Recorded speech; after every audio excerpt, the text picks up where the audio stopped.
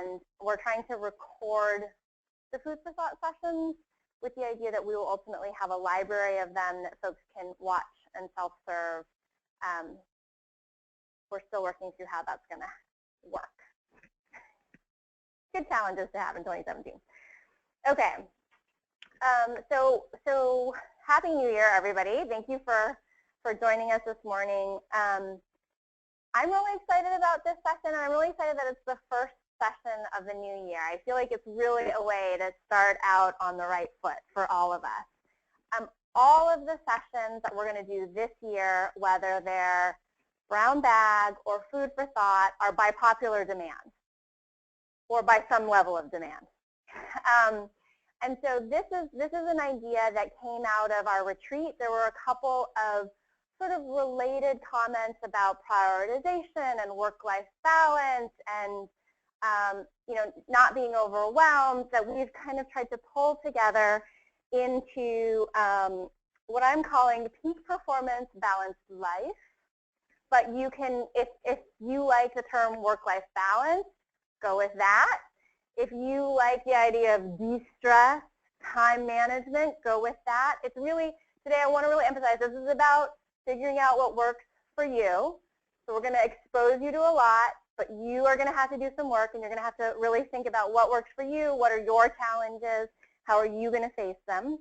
And so to start with that, think about what's the phrase that works for you in terms of tackling and addressing what I think is most commonly thought of as work-life balance. And I will say that when I was in grad school, I took a great leadership class, amazing guest speakers who came in, a lot of talk about work-life balance, and it always got under my skin. Always got under my skin. And some of you who know me are probably not surprised by this. I'm not super woo-woo, so today is not going to be super woo-woo. Don't get your hopes up. And here's why. I think work-life balance is a really individual thing. And my work-life balance is not Peter's work-life balance. And Peter's work-life balance is not Trisha's work-life balance, right? So it's a kind of tricky conversation to have. And it's why I'm going to continually come back to what works for you, right? You got to figure out what works for you, because what works for you is the most important thing to you. But it's also not necessarily what's going to work for the person next to you or your best friend or your supervisor, right? And so you really got to think about what's working for you here. I am supposed to have a clicker from here. Here we go. All right. Let's see if I can do this. Okay. Yeah. So right. This is all about you. I would say the one thing that I hope is universally true is that today we'll all think about how can we work life smarter? How can we work smarter? How can we be in our life smarter, right? It's not about cramming more in. It's about doing the things that are important and what we want, right? So that is going to be sort of our universal truth. After that, it's all customization, couture, work-life balance yourself. Yeah, it's our one opportunity at couture. I've got the PowerPoint today that I'm going to walk through. You also have a workbook. There's a cover page, and then on the back of the cover page, or on your second page if you're on PDF, there's an agenda. And that's just kind of the flow for today. So we're gonna really think about some of our individual challenges. What's stressing us out? Where does that stress come from? How do we manage it? How can we get rid of it? And then also talking about, okay, let's talk about that stress management. What are the things we can do to help us alleviate some of that in self-care? Self-care is a great concept, right? But how do you actually get it done? How do you prioritize it? And then we'll generally talk about some tools for prioritization in life and in work. Some tools for time and task management. So the second part will be a little bit more technical. And then looking at how we can take those prioritization tools and time management tools and apply them back to the challenges that we identify in the beginning. This is sort of a cycle, right, of like I'm stressed, I'm going to de-stress myself, I'm going to prioritize, I'm going to manage, I'm going to be on top of the world at my peak performance. It's a cycle we're going to do in 3 hours, no more than 3 hours today, but it's also one that I would say think about that flow, and you can do it in 30 minutes each week. You can do it in 3 minutes each morning. You know, think about how you're going to take today, what we do today together, and really try and apply what works for you on a regular basis. Okay, so with that, any questions about what we're trying to do today? Everybody ready? Right? This is how we want to start the new year, right? This is how I want to start the new year. So, okay, so with that, we're going to go to the first worksheet in the workbook, which is titled Self-Discovery on the top. I want to just acknowledge that we've borrowed materials from workshops that various department members have gone to by Marla, what was his last name?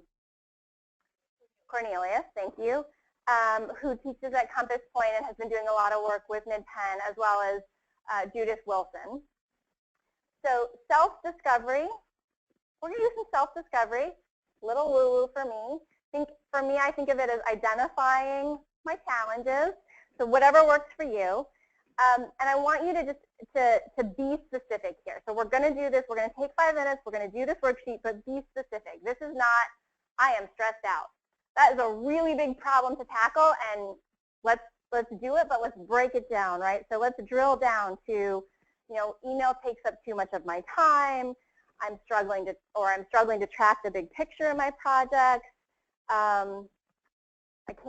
don't have a good sense of the overall schedule, so I'm getting lost in the day-to-day, and my negative impact is that I'm missing deadlines, right? So we want to really drill down to things that are actionable. So you can do up to 3, figure out what's the challenge, what's the negative impact on you, okay? So they can be work things, they can be life things. One of mine is going to be I don't have time to exercise. I'm choosing not to use my time to exercise, right? And so my negative impact is I just don't have as much energy as I would like to, okay? So take 5 minutes, think of what are your challenges, try to be specific. Know we're going to make an action plan.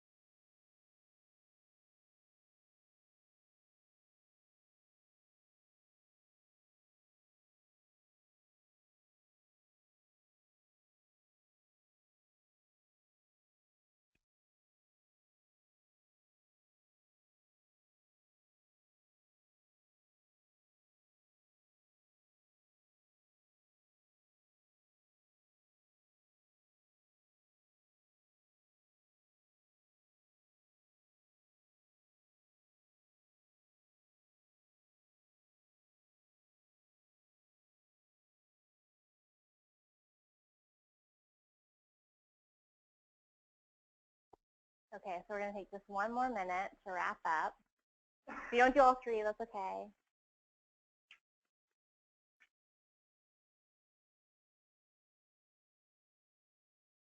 I'm sure if I gave you an hour, you could come up with a list of 15. I could.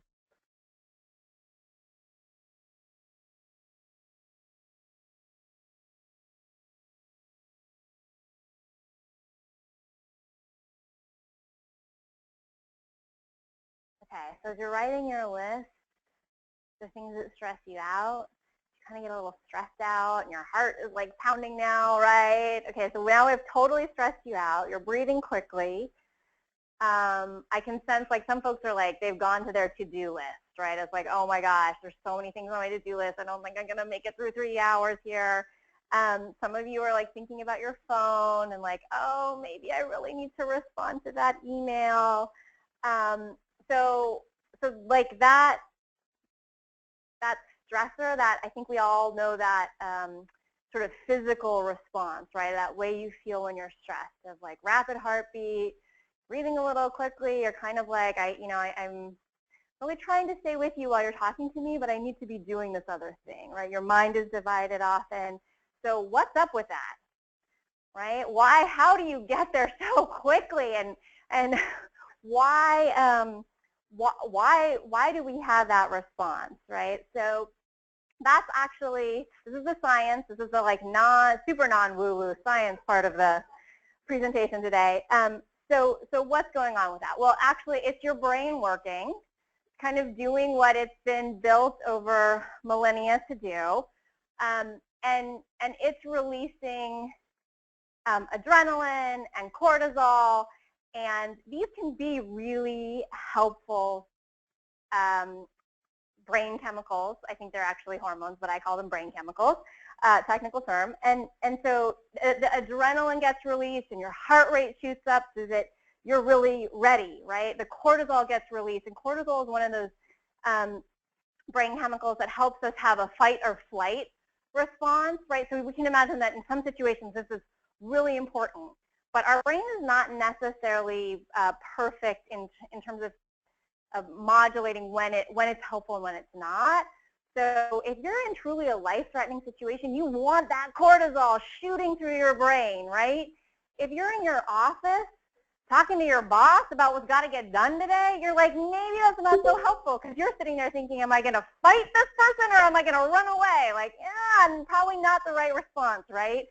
But it kind of muddles up your brain with all these chemicals. And I love that on this diagram, they're all in red, right? Like, they are in red for a reason. There are emergency saviors, but they also are warnings to us, right? And you don't really want to live over here in arousal and stress all the time. So how can we sort of shift our brain chemicals back to that green side of what's labeled here as connection, pleasure, calm, but really the chemicals that help us make connection, give us clear thinking, mental clarity. We really want to shift back over to oxytocin and serotonin, things that promote, so for example, oxytocin promotes heart rhythm coherence. Who doesn't want heart rhythm coherence, right? Like to just be pounding away at a steady pace.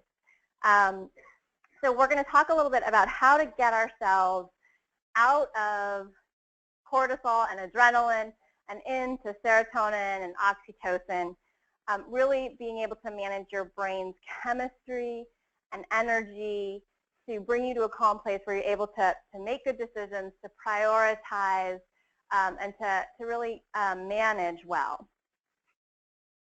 All right, so how do you manage your brain energy? For most folks, you wake up, and in those early, maybe not early, but in the morning hours, maybe post-groggy first cup of coffee, you have the most oxytocin and serotonin that you're ever going to have in your brain that day in the morning.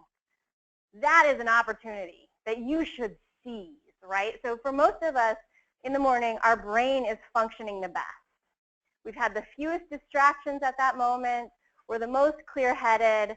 We have not had a near miss on the freeway that has like surged adrenaline and cortisol into our brain, right? Our brain is just like swimming around in serotonin and oxytocin. It's a happy little thing. It's ready to work for us. So one way to think about how to prioritize your day, how to manage your brain energy, is to really seize the morning opportunity of clear-headedness to do things that are really important, to do the most important work. Now, that's not true for everybody. Some folks are really, not morning folks. I'm looking at Eunice. And so your middle of the day might be your best brain moment. Your end of the day might be your best brain moment. The late afternoon, whatever it is, I think for you, think about when is that?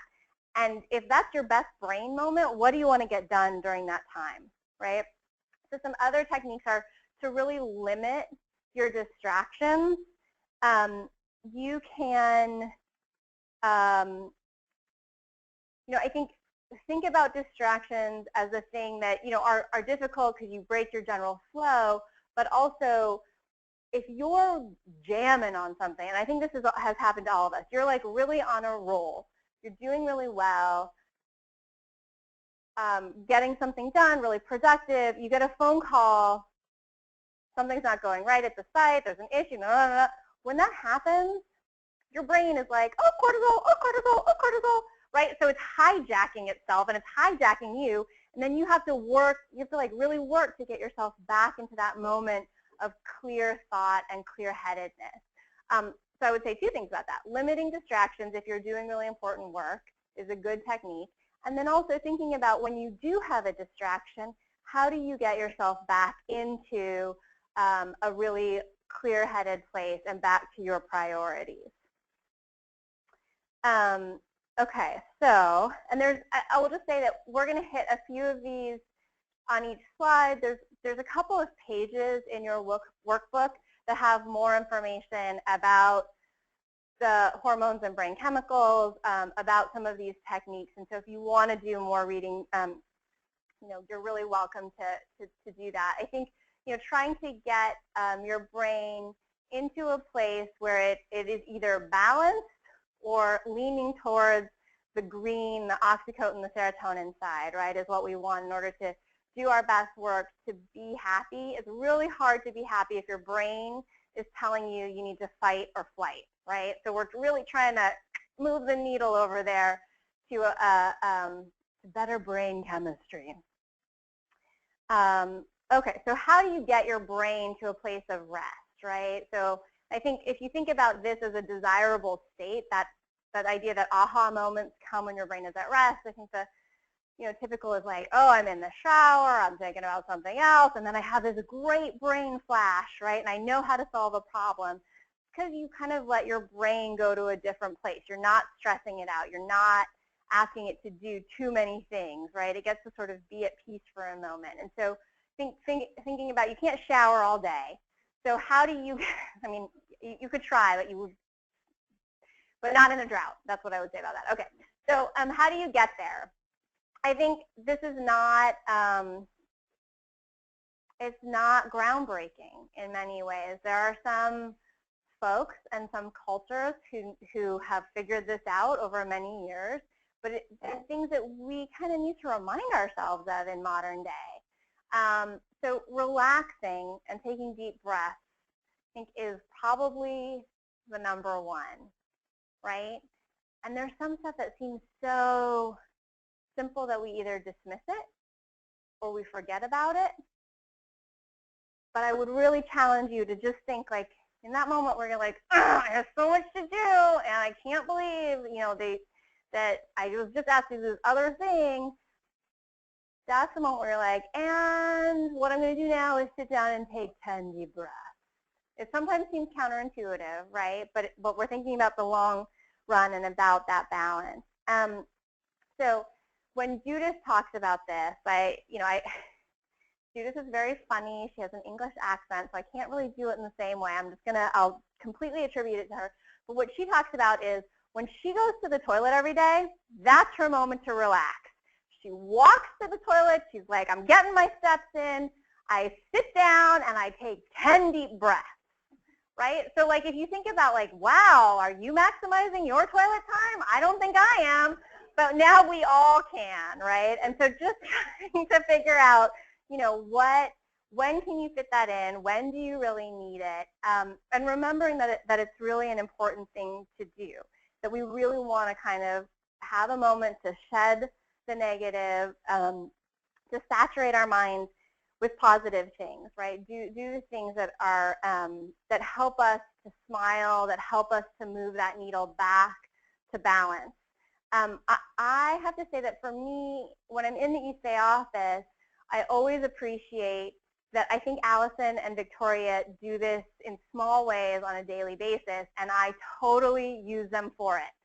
So if you go to their desk, they've got pictures of cute animals, they've got good snacks, sometimes they have flowers, they have tea that smells delicious, right? It's sort of a break for all of my senses. I get to go out there, have a moment, chat with them, get myself kind of righted, and be in a much more positive place. So whether it's something visually that helps you get there, if you want to close your eyes and visualize it, if you want to have a picture, you know, I think if you want to have a picture of your family at your desk because they make you happy, I think that's a great reason, right? Like we should all do that. So I would just say figure out what are the things that really help you move that needle back, help you find that balance. And then the other thing that is on this list that I also think is simple, is deceptively simple, but that we all need to do, is to accept that we're human and that we're doing our best.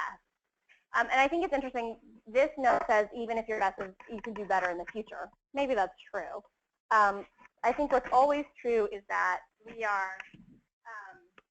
we're doing our best right now, and it's always easier to say this when it's less important, I would say, right? So easier said than done, easier said than believed, maybe. I would say that in much of this, even though we're saying, okay, it's got to be specific, it's got to be about you, that this is a great blanket.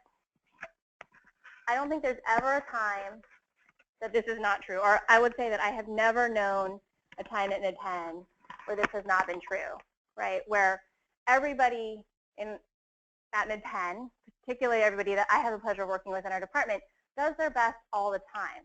Doesn't mean we're always doing the right thing, but we're always doing our best. We're always trying our best. And so for me, that's a great blanket statement. I think you could tell it to yourself.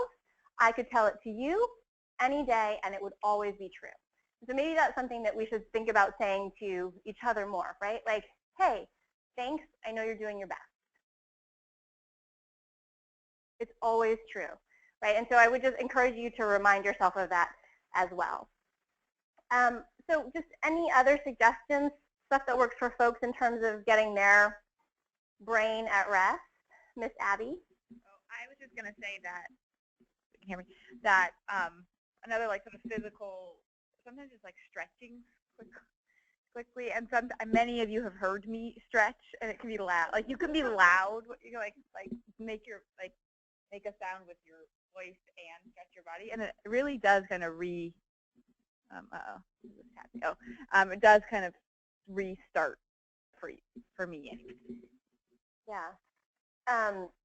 I don't know if folks have had the pleasure of working with Robert, who works in asset management. He's one of the most productive folks I know. It's amazing what he gets done. And almost every day, I see him walking. I'll look out the window at some point, and he's walking around. I don't know if he walks a big loop around the lake or if he just walks around the building, but he walks at some point every day. I see him walking.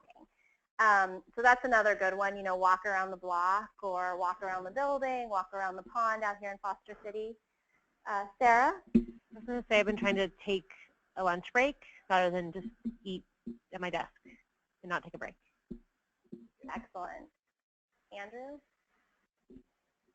I think the example you gave on the deep breaths of like doing it while walking to the bathroom or whatever is good, because I think sometimes people just think like you have to just breathe very deeply when you're like stressed out all of a sudden, and it becomes like very much like you're like very aggressively deep breathing. But I think to be able to actually like know how to relax using, like whether it's mindfulness or breathing deeply or stuff, you have to actually practice that somewhat regularly. So I just think that's like an important piece of it, is not just to do it when you're feeling really stressed out. Excellent point. Abby? Oh, I was just thinking, I think last year a bunch of us were at a training last year, and it got brought up that like someone said like you have to go to the bathroom during the day. And I know this sounds crazy, and I thought I was like one of the only people where like if I am really stressed out, there will be the whole day will go by and I just haven't gone to the bathroom. Nasreen has said the same thing.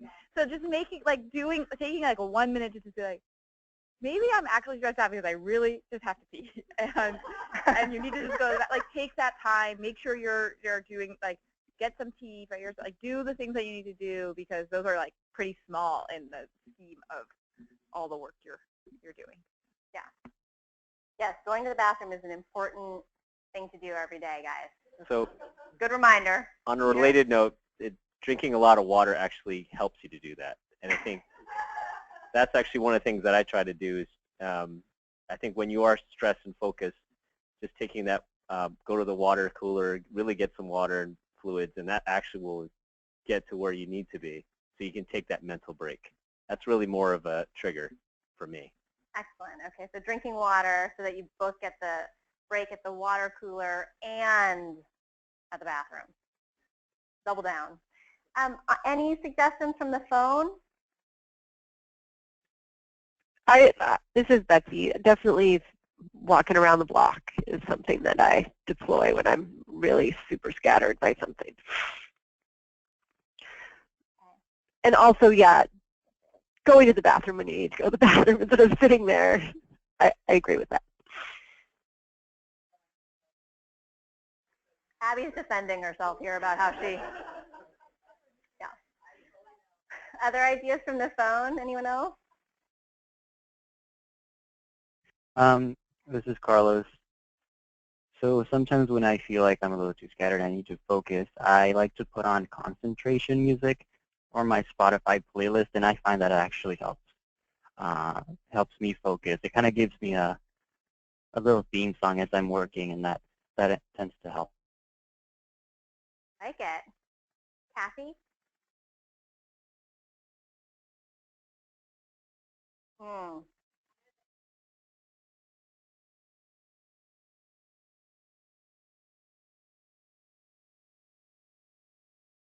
Yeah, so in addition to going to the bathroom. And yeah, I couldn't hear that.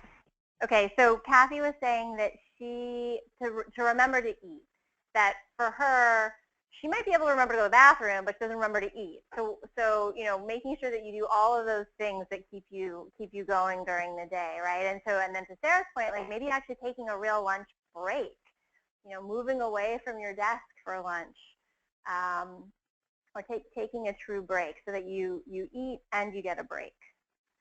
Okay, so good ideas. And just so everybody knows, we are going to put the slide deck up on Lighthouse in the training section, and we're going to take all of the ideas that come out today, add them to the slide deck, so they'll be up there. Andrew, one more? Well, yeah. One thing that we just didn't talk about was like, socializing these things, and actually if you have something that's really stressing you out, talking about someone. And then I think when you often vocalize it to someone else, just saying it, even if they're just listening to you, can help a lot. Yes. Excellent. And we're going to come back to that idea also of just talking to folks about what's going on. Okay, so for the next exercise, we're actually going to come back to Andrew's idea that deep breathing is a good thing to practice. So you don't want to do it just when you're stressed, right? Because then maybe it becomes part of your stress ritual. But that deep breathing can be something that you can practice outside and can be really beneficial. So we are going to do a group meditation together. I know there's some looks of skepticism. So some people are clapping in Foster City and some people are looking very skeptical. Here's what I'm going to say. So, and for folks on the phone, we're hoping that this will work for you guys. This is a 10-minute exercise.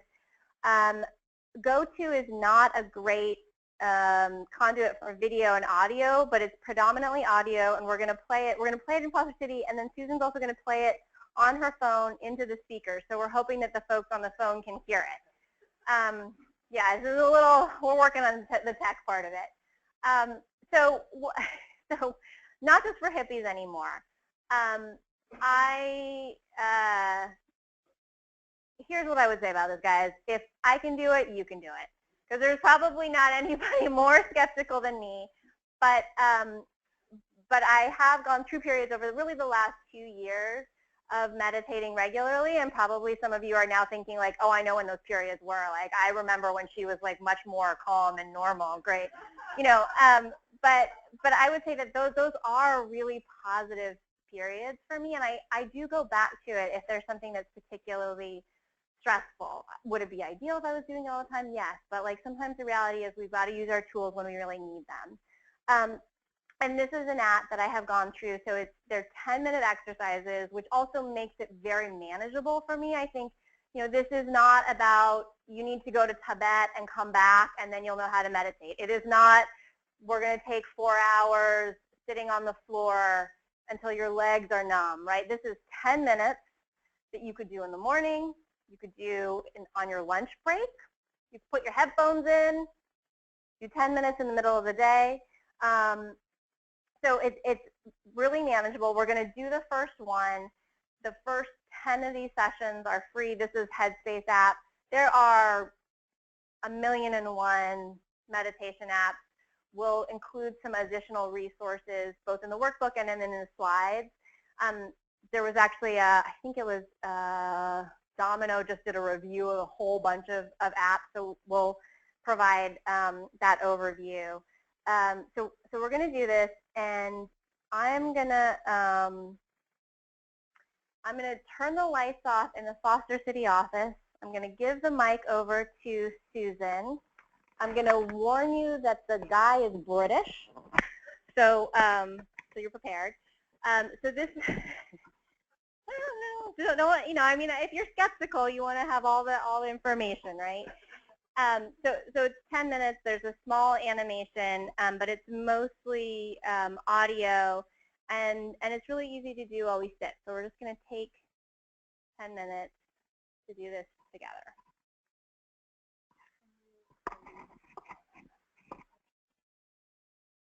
Oh, okay. Hi, my name's Anne, and over the next 10 days, I'm going to show you a really simple way of getting some more headspace in your life. Now, if you haven't watched the introduction animation yet, you're probably going to want to do that now before we begin. And don't worry if you've never done anything like this before. It's a really straightforward technique, and I'll talk you through every step of the way. All you need to do is to sit back, relax, and allow your body and mind to unwind. So just take a moment to get comfortable. It doesn't matter whether you're sitting on a chair or on the floor, whatever suits you best. But I'd like you to begin with your eyes open. Not really staring at any one particular point, just a nice soft focus, just aware of the space around you in the room.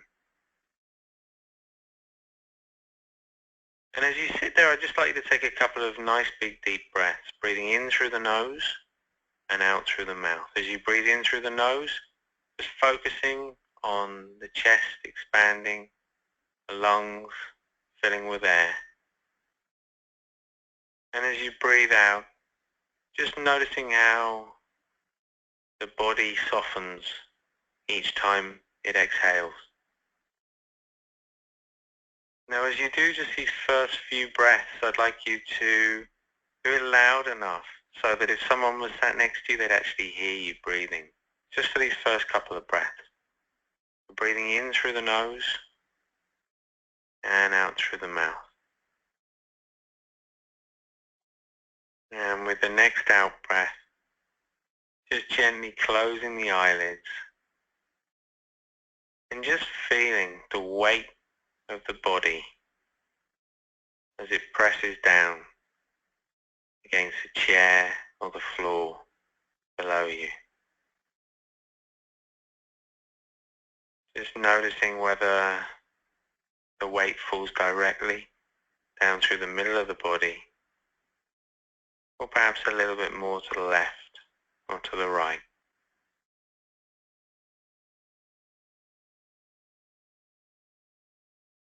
Just feeling the sensation of the soles of the feet resting on the floor.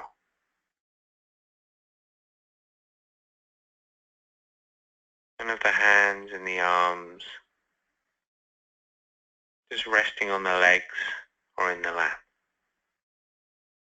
Just bringing the mind into the body, becoming more aware of the physical senses. And in just the same way, it's like you begin to notice any sounds. I think very often we see external sounds as something sort of potentially gets in the way of a quiet mind. But in this exercise, we're actually going to use these different sounds. So just for 10 or 20 seconds, just noticing all the different sounds going on around you right now.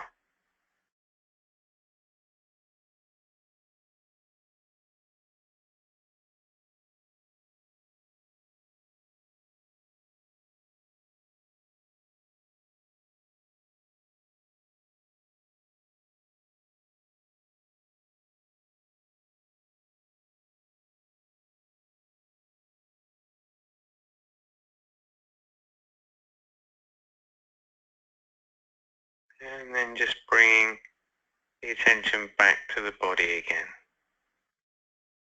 Just starting to notice how the body feels right now. Very often we're so busy doing things, thinking about things, we're not really aware of how the body feels. So starting off at the top of the head, just take the next 20 seconds or so just to gently scan down through the body. Just starting to notice which areas feel perhaps a little tight or tense in some way, which areas feel nice and relaxed. So we're not trying to change anything, we're not judging it, we're just building up a picture, starting to notice how the body feels. You scan down towards the toes.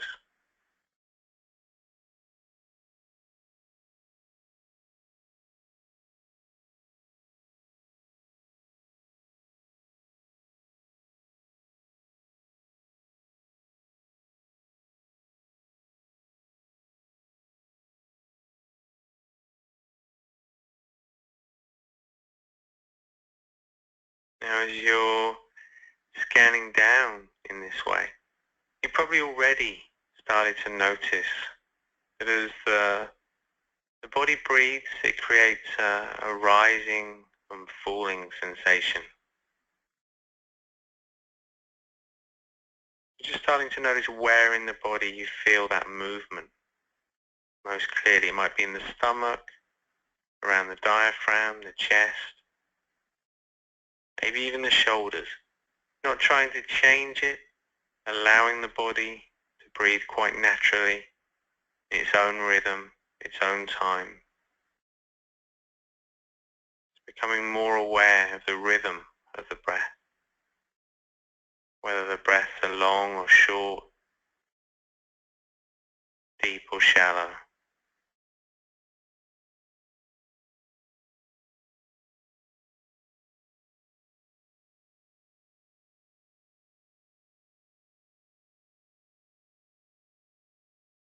And just to help you maintain that focus on the breath, just silently starting to count the breaths as they pass. So 1 with the rising sensation, 2 with the falling sensation, then 3, then 4, just up to a count of 10. When you get to 10, you can stop and start again at 1. Just try that a couple of times through. Remember, allow thoughts to come and go. But the moment you get distracted, just gently bringing the attention back again to that physical sensation of the breath.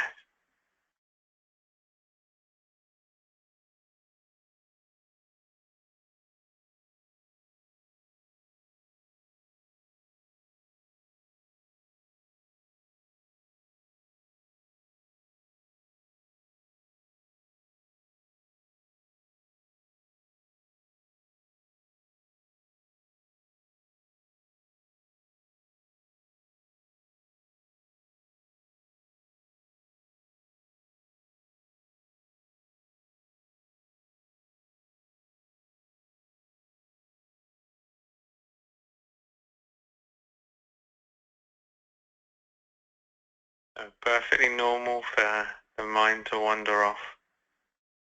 Remember, as soon as you get distracted, as soon as you realize that the mind's wandered off, just gently bringing the attention back again and just picking it up from the number you left off on.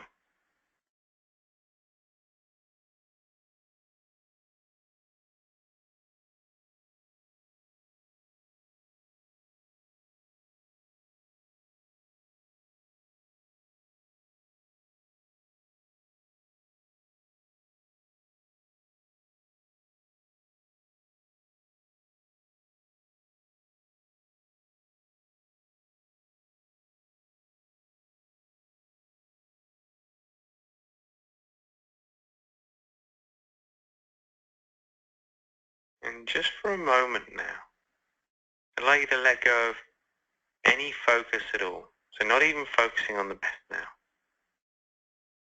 Just take a moment to allow the mind to do whatever it wants to do. So if it wants to think, let it think. If it wants to be busy, let it be busy. So no sense of effort or control, just allowing the mind to do whatever it wants to do.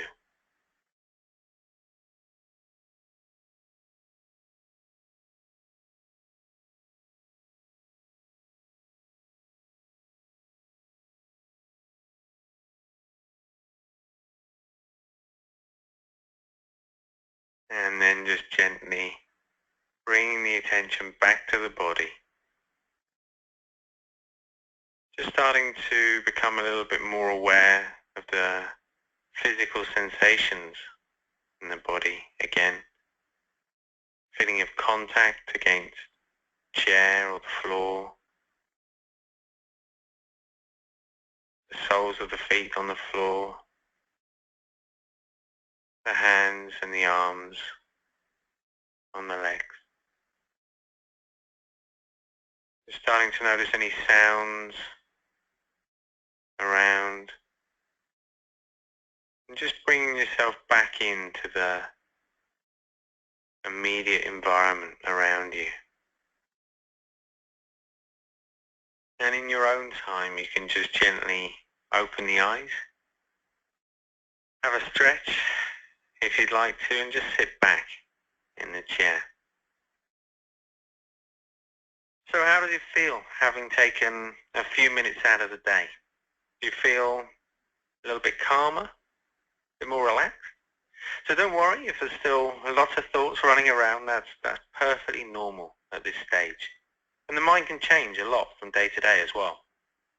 But before you jump up right now to get on with things, just take a few moments to really to sit back and appreciate how good it feels to get a little bit more headspace. And I look forward to seeing you back here tomorrow for day 2 of Take 10.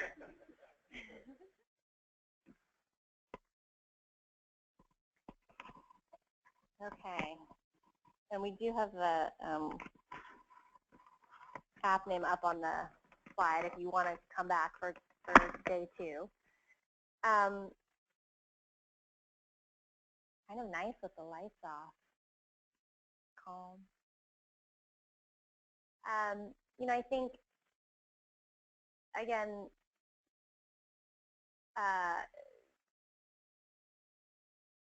in a theme of not so woo-woo, you know, right now most of the attention that I've seen around meditation is actually coming out of the business community. A lot of business journals are doing their own research on how to leverage it. I think because the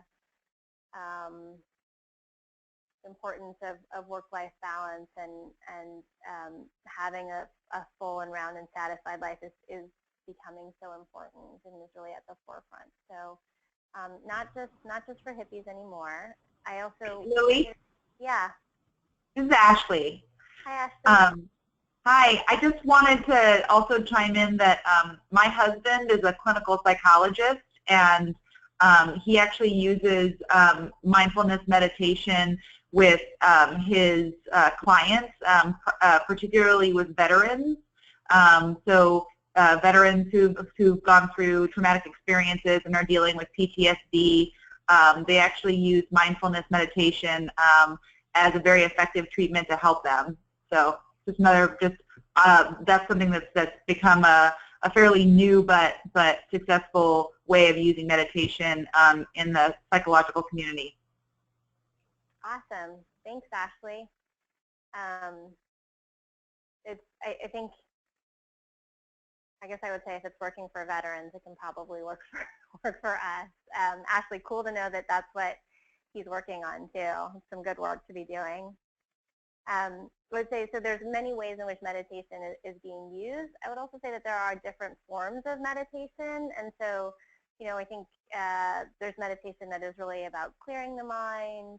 I think some meditation uses mantras. And so, you know, thinking about, do you want to have your own mantra? There's definitely been periods where I've fallen back on calm and collected. It's not always how I've felt, but it's sort of where I want to be, right? So not just calm, but collected and ready for something. And so using that as a reminder to myself sometimes. I think for a lot of people, prayer provides a very similar benefit and function to meditation, right? Those are also can be mantra-like, and a moment to take some time away and be quiet and breathe deeply. So think about where you might be able to incorporate it into your life, whether it's, you know, trying an app or making the most of your bathroom visit, right? So taking those deep breaths and calming your mind. So now that we have our brains a little bit back in balance, we want to do what's called in your workbook an energy self-reflection. I did not come up with a non-woo-woo name for this. I just accepted the energy self-reflection. Andrew? Woo-woo is like my, you know, kind of new age. I'm making a waving motion with my arms, but yes, yeah, a little new agey, and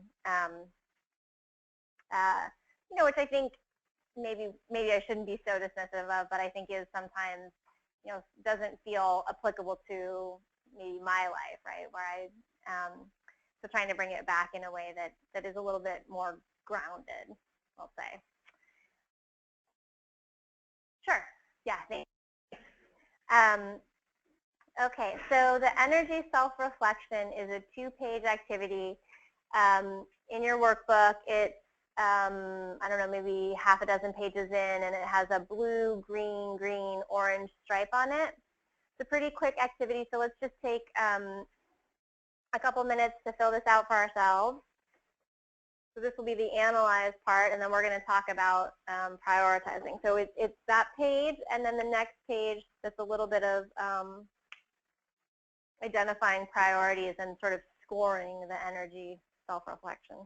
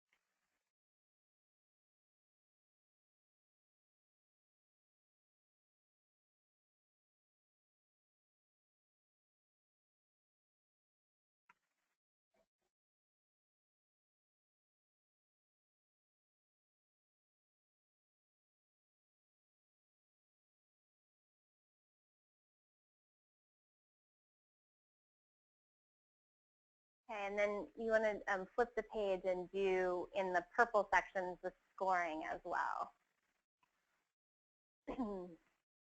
So do the scoring and then identify your priority energy areas.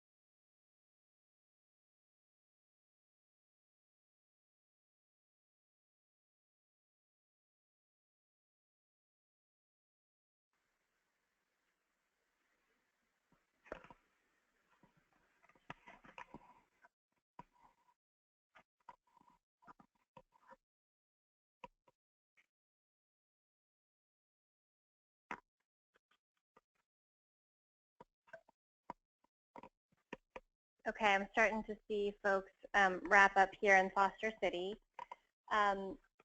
So hopefully you've identified a couple of priorities for you, and this to me is really about figuring out what your priorities are mostly in life, right? There's a few things about work and the types of work that you're doing, so there's some work in life in there, but really about how you find that balance and make sure that you're doing the things that feed your spirit, that keep you emotionally happy, that keep you physically happy.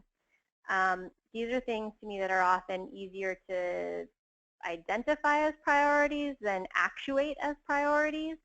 They're things where you gotta, for the most part, leave the office to do them, to enjoy them. So I want to talk a little bit, I actually want to ask Abby to talk a little bit about prioritizing life is what I asked Abby to talk about broadly. But just making sure that you know that you do have some balance between work and life, whatever that is for you. It's a different balance for everyone. So I'm going to ask Abby to talk a little bit about how she does that. I think she's quite successful at it, and so I wanted to ask her to share. And just as a little bit of a preview, we're going to have Abby talk. We're going to have a little bit of a discussion, and then we'll take a break and come back and move into some more task and time management. You didn't. I don't know. Okay. Good. Can everyone hear me? I know you guys are all sitting here thinking the person who doesn't go to the bathroom is being asked to talk about prioritizing balance. I do go most of the time. It's just something that I have recognized on the moments when I'm stressed out.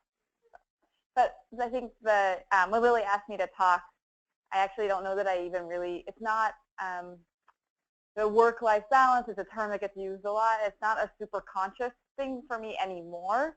And I think that that's just something to think about, is how can you take steps really slowly to get it to a place where it just feels kind of normal, where it's not something you're actively trying to do all the time, and every year you set it as a resolution or you set it as a goal and you never really quite get there. And so maybe thinking about how can you so slowly start to get there. And I think at the end, after I talk, we're going to hear from other people about how you manage it. So as Lily said at the beginning, nothing here is like all one size fits all.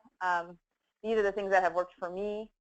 And I think a big piece of it is just having enough years to kind of see where there were things that I shouldn't have stressed about and where there are things that I should have stressed more about. So, but I've made a little list here, and I'm sure it leaves off a bunch of stuff, but I want to at least try to hit on a couple of things. So one of the things that I do to be able to leave at sort of a normal time, and again, normal, different for everybody. For me, it's somewhere around 6 p.m. to be able to make sure you eat dinner and you have enough time to not maybe to exercise, eat dinner, and to not be like just then crawling into bed, feeling exhausted, and with very little time for anything else or other energy. I will ask myself sort of at the end of the day, if I make a list of things that I need to do. Almost never am I going to get through that whole list in one day. I think partly the list is just to kind of get it all out of your brain. But then I'll ask myself, does this need to be done today? Is this something that could be done tomorrow morning or the next day? And sometimes your next day looks like it's totally full. How will you ever get everything done? So there are going to be times when, yes, it has to be done that day. Someone needs to review it so it can go into the board report, for example, or it's a financing application that has a due date. But then there are all the other things that are like, well, I should review this draw, or I should look at this, thing that this, email from my construction team, and all these other things. So just kind of saying, both asking yourself, does this need to be done today? And if I do it today, is someone even going to be looking at it? Is the person on the other end there? Or could they get it the next morning? So that's the first thing. And I do ask myself that. That is a conscious thing that I'm trying to do. And then sometimes I find that email can be a thing that can keep you at work late. You have all these emails you didn't get to during the day, and you're going to get through all of them at night. And that's another one where sometimes I'll just send an email to the person saying, thanks for your email. I'll get back to you tomorrow or the next day. Because sometimes all the person needs to know is that, hey, the person saw it and they are on it. They're going to do something about what I just emailed them. And a lot of times someone emails you because they just want to get it off of their plate. So think about, is the email, does it need to be responded to today or not? The second piece that I think pretty consciously or unconsciously about now, but was thinking pretty consciously about for many years when I was first working at Mid-Penn, is just about sort of scheduling life. So I think for me, that's the really important thing, is being able to go running after work. I like running in the evenings much better than running in the morning. Some people like exercising in the mornings better, but for me it's evenings. It's a way to de-stress and also to kind of turn off work. And when I was, some people might be like, well, I commute and it takes an hour each way and then I don't have time. And so just thinking about other ways that you can fit in the life things. Or maybe it's like, I don't have time to go to the grocery store, so I'm just picking up something quickly and because I'm working really late. And so when I was, for the first 6.5 years I worked at Mid-Penn, I was commuting to Foster City, or for the first year I was here, I was also commuting to Watsonville part-time. So there was a lot of time in the car, and I realized that I was missing the running time period because you're commuting during that kind of peak time.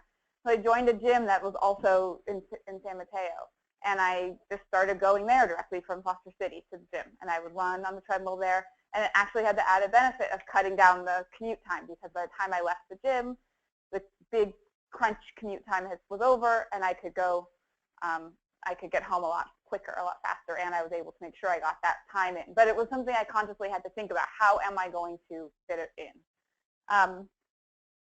So that's the other thing. And then I would say is just really try to make it a judgment-free thing. If you need to leave at 5 because you've got to feed your kids, or you have to exercise, or you need to go to a music class, or whatever your other thing is that whatever you need to do. Yes, everyone might see you leave at that time, and there might be people who are still working at their desks. They're working on their thing. You have to leave with that feeling of, it's okay. I can leave if I've finished what I need to do today, if I've done a good job prioritizing. And that took me a long time to figure out, because we all see each other every day, or oh, that person stays really late. They must be working really hard. They must have so much work compared to what so you say that to yourself, and I think you just have to kind of start to, maybe that's one of the mantras is, I'm doing the best work that I can, and part of that is leaving right now to go to yoga class, or do whatever you need to do. So, and then another thing that I was thinking about last year, as I was closing Cottinger, I also signed up for a half marathon that was going to take place like a week or two after Cottinger closed. And I kind of did it on purpose, because I said, I know it's going to be harder for me to go running in the evenings when you're closing, because our work is pretty cyclical. There's times when you're you are going to be working longer hours. And so it's not that you're leaving at 5 o'clock every day and no matter what, you're assessing what the work is. If it's really important that you stay, you need to stay, but trying not to have it be up here all the time, trying to allow for those peaks and valleys. And if you're in a peak and you know it's going to be hard, find something that's going to make you do that thing. So it's a little easier with exercise examples because that's like a pretty concrete thing, but not exercising isn't the thing for everyone. So think about what that thing is that you feel like you're missing when you write down, I need better work-life balance. What is it? Is it spending more time with your family? Maybe that's it. So, okay, that's the first two. That sounded like more than two. So the third is really try to make your weekends yours. This also took me a really long time to figure out, partly because in some roles, I think here at Mid-Penn, you may be getting emails from people on the weekend, whether it's a partner, whether it's the person you're supporting as your project manager, or maybe it's from your director, maybe it's from Jan. There are certain people who that may be their best time to do their work, but if it's not your best time, that's not part of this job and not part of your role early in life. I think weekends really should be for you and for your well-being. It might be that 5 days a week you're pretty much you're in work. Maybe you're working really late, but on the weekends you can take 2 days to just kind of recharge or get to do what you want to do. So if you get an email on the weekend and you see it, because it's really hard not to see it, especially if you have a phone that's right there with you or it's buzzing or whatever, just try your best just to not respond if that's something that you choose that you're not going to do. Some people, you might say, you know what, weekends are when I'm going to catch up on all my email. I would also say, as much as you can avoid sending emails on weekends, that's going to help the other person not feel like they are compelled to send them too. So just, keeping in mind that there's someone receiving that email. Slightly related is take vacation. I'm not saying take 3 weeks every couple of months, but but take 2 days, even if it's just staying at home. I think Mid-Penn is in a unique situation where you have support above you and you have support below where you are, or you might have 2 people supporting above you, or whatever your position is. There's more than one person generally who's kind of helping you or working on something, and so we've got a big team who can step in.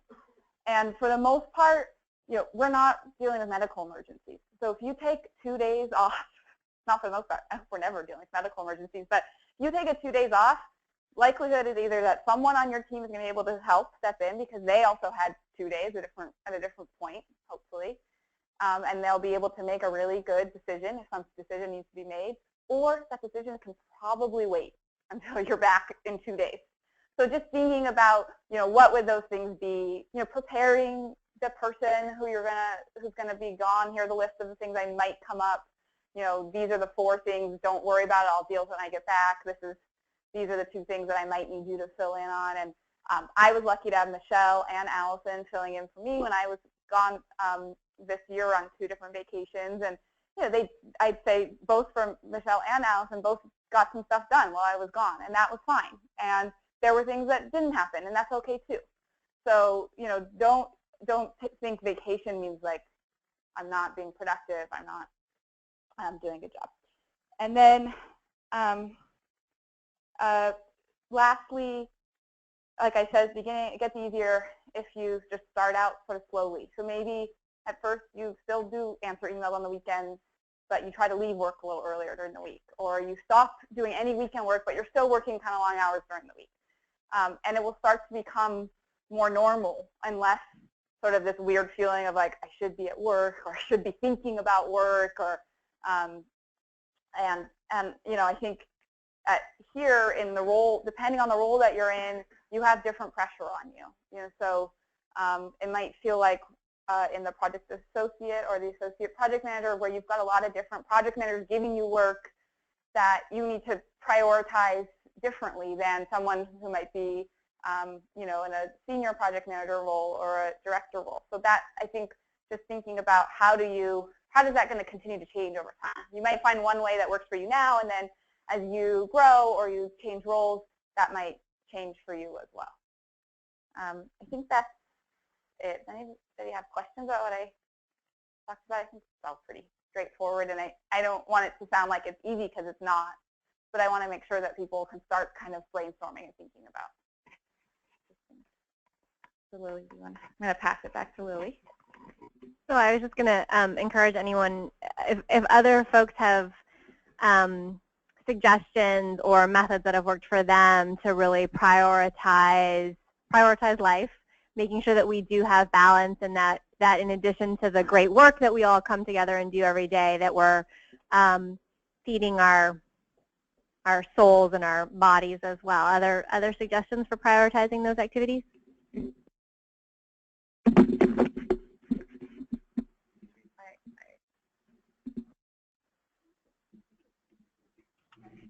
Hey, Lily, this is Ashley again. Is it time to ask a question of people in terms of how they do it, or should I wait on that? Go for it. Well, my question was really towards those who have young children, given that I am now a new mom. I just love to hear from people who, you know, their flexibility is obviously more restricted because of things like, you know, picking their kid up from school or daycare, or, you know, obviously there's just your responsibility. You have a responsibility for someone more than you, and so making sure that you take care of yourself as well as them. Sometimes then, you know, you're trying to figure out how does it all fit into 24 hours. So any advice from those who have young children would be helpful.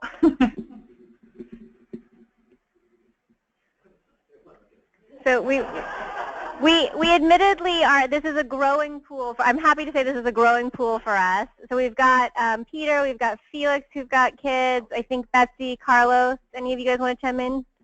I'll backtrack slightly and say that how much I appreciate what Abby has said in terms of her personal experience. And I want to just say that it is very important. This is a very important thing to do, right?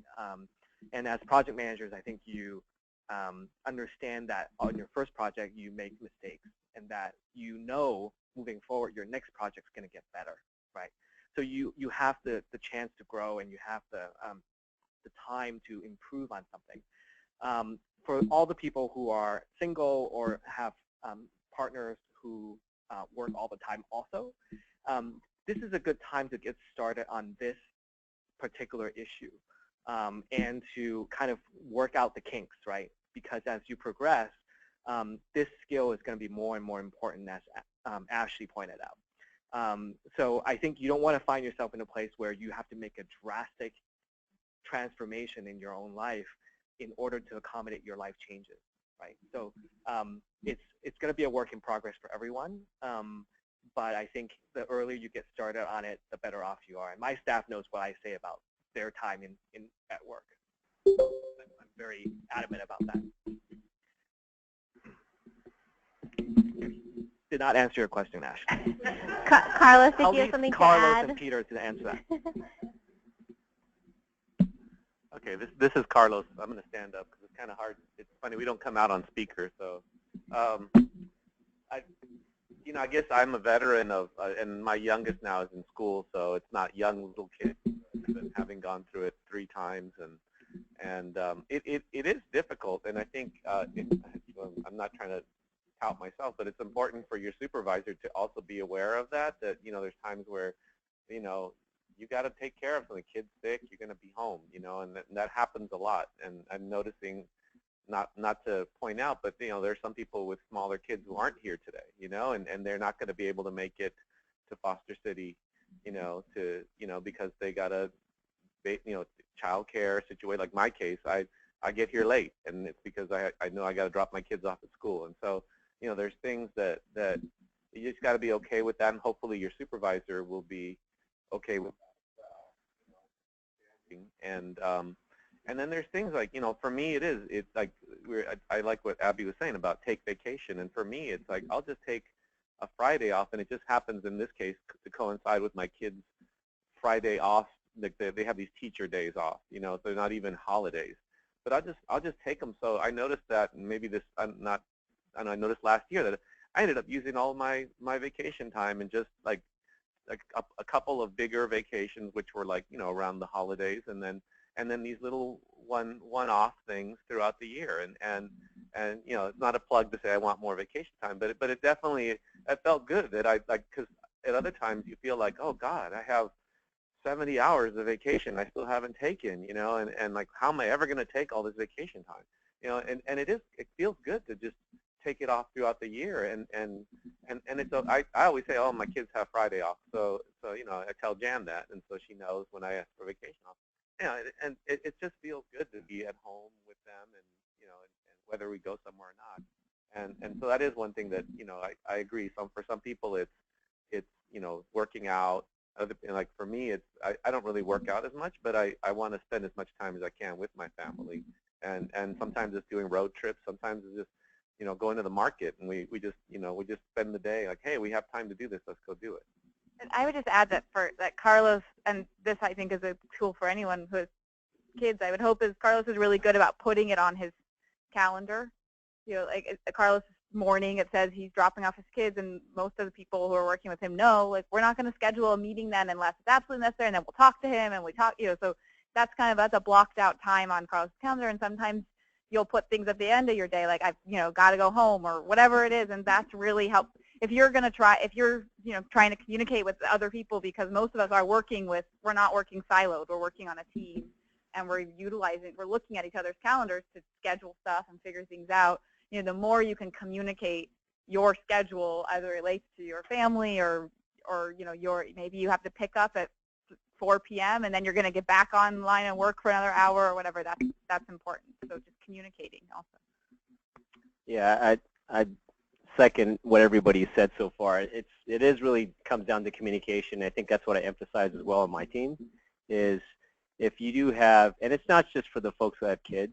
You know, there's, you know, we also have in some of our households have aging relatives, parents, grandparents that we may have to take care of, that or some involvement in that. I think it's important to consider not just the folks that have kids, but all these other obligations, either commitments we have to others. So I think those are the things that you kind of have to plan for in your day. I think prioritizing is something I'll touch on today, but I think what's really important is to focus on what are the things that you are going to do in that particular day, and then just making sure others know what you're planning to do, and not just decide to do it and then say, oh, here's where I was the last 8 hours. And I think that would be a challenge for me, and probably for Jan and others, if you weren't communicating exactly what you were doing. So at least that's what I've learned in my experience at Penn. It's been a lot of flexibility about maintaining that work-life balance. And the key, especially for younger kids, is, I think, leaving some time for them during the day when they're awake, especially when they're awake. I think that bonding time, I think, it's funny, I think on the holiday party, and excuse me, Riley, if I don't mind sharing it, I think what we talked about at the holiday party was, I think Riley spent some time reading to his young daughter, and I think it's really helped her and their bonding time. And I thought that was a great example of what you could do as a young parent, is just spending time enough with your kids as well as with others to help them to grow into their own person. So I think those are the things to think about. So I think Nisreen had a comment about prioritizing some life activities as well, and so we'll take Nisreen's comment, and then I want to also just move quickly before we have a break to, after we hear from Nisreen, to brainstorming what those activities are that really help us to re-energize, recharge, restore, relax, all of the good re's, right? So Nis? Yeah, mine wasn't so much an activity, but just how we can help each other with this. So one thing that Abby said that I remember also early in my career is that sense of like guilt that you're leaving earlier than somebody else maybe. And so I'm very conscious of that as a project manager. So I'm always trying to encourage the folks that I work with and associates to be like, you know, it's okay. I know that was on the list of tasks that we talked to do. But that doesn't have to happen right now. Like, it's 7 or 6. Like, go home. Do what you want to do to get your time. So I just think it's important, at a project manager level or even, director or whomever, to let your staff feel that comfortable and encourage each other that it's okay and help them in that prioritization.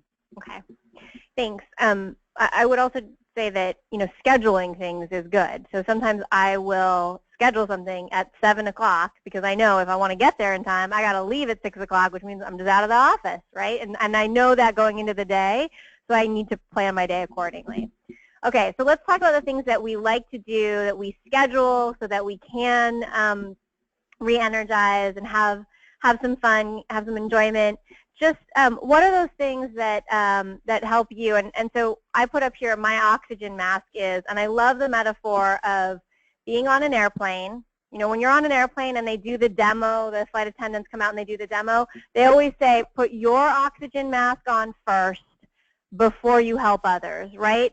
Because if you keel over, you're not helping anybody. And I'm going to say that about our team here too. If we're a really big team, we all need you there. So what is it that you do? What's your oxygen mask that helps you to recharge, restore, move your needle back over into a happy place? Ideas, folks on the phone, what do you guys do to sort of restore and recharge?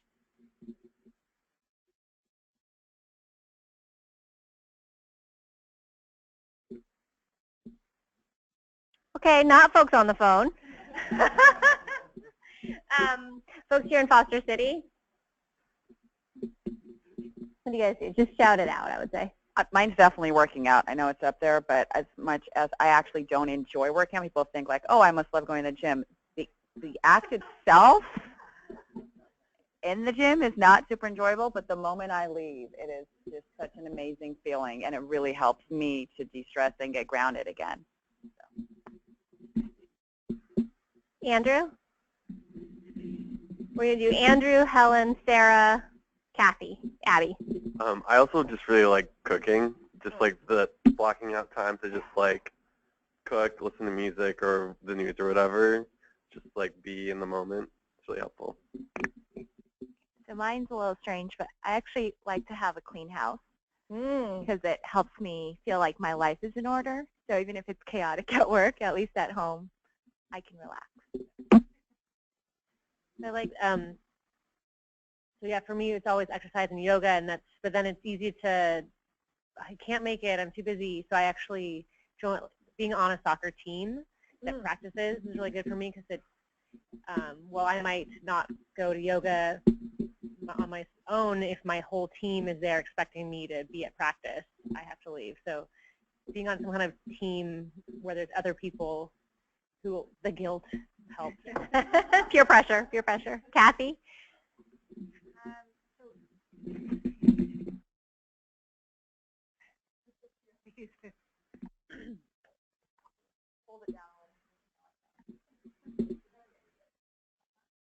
If it's flashing green, you're okay.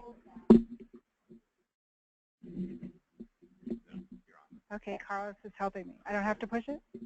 Okay. This is Kathy. So for me, exercise is really important, and it's a real struggle to get it in at all. And I have kids, and I have an aging mother that I'm responsible for now. So I really, for me, taking frequent breaks during the day and changing my work location is great. And so I keep more of an irregular schedule because if my kids get home, I want to be with them. I take care of my mom, and then I'm on again in the evening. And then I also get up early. So my oxygen mask is just being able to work in different places and take time to walk around the block and de-stress. It's all really important. Yeah, so schedule flexibility is a big one. Abby? I have a couple. One is just vegging out.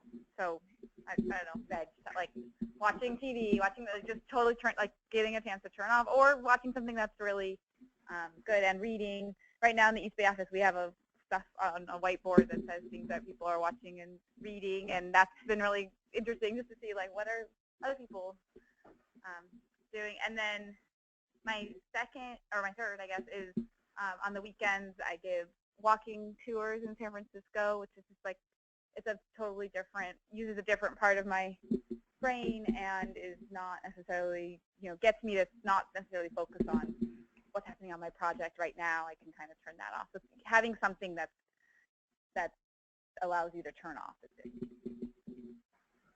Andrew, we're going to do Andrew, Tricia, Carlos, and then we're going to wrap unless we have volleys from the phone. I think it's something small, but like having something that you like laugh at every day is actually important to me. Like having like a funny or enjoyable conversation, whether it's at work or not. I just think like, yeah, having something that you find, humorous at some point in the day, like that immediately makes you forget something that's stressful. Shocking that's coming from Andrew. Trisha? I really enjoy hiking. I think it's kind of a two-in-one, exercise and a form of meditation, taking in nature. I find that very helpful. And red wine. Thank you. I was going to say wine if no one else did, because I know Jan would say it. Carlos? And like a quick oxygen mask that the East Bay office does pretty much every day. I like it, and I think it's like a quick shot of fresh air is our lunch times. Just spending time not talking about particular projects, but just chatting and laughing a lot, and that's just a quick oxygen mask. Sometimes if you can do that and break away from the routine, even if it's for 45 minutes, 30 minutes, whatever it is. Yeah, great ones. Okay, so we'll have this list up in the PowerPoint in case you are ever wondering what other folks are doing or looking for a good weekend activity. We're going to take a quick 5-minute bio break and come back at, let's see, at 10:45. So we'll see you all back then. And for folks on the phone, we're going to mute ourselves for right now, but 10:45 we'll see you back here. Thanks.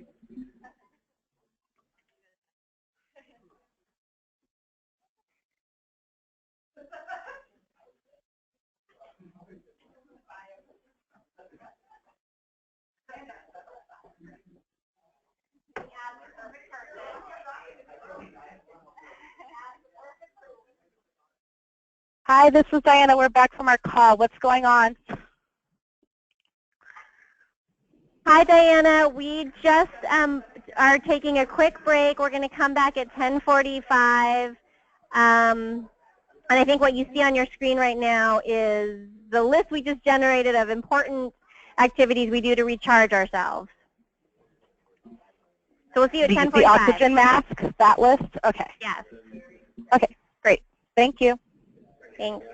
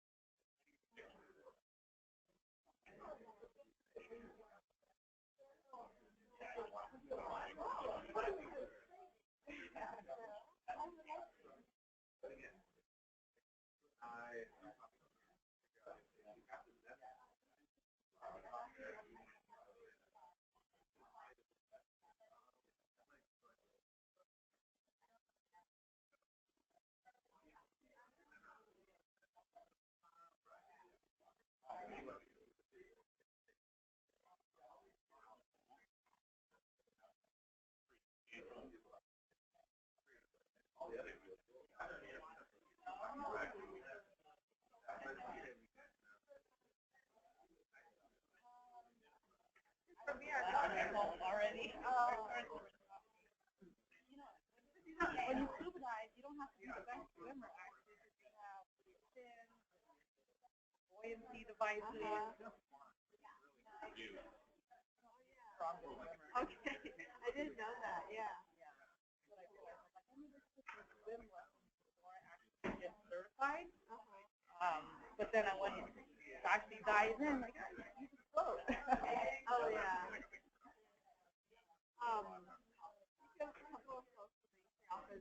This wasn't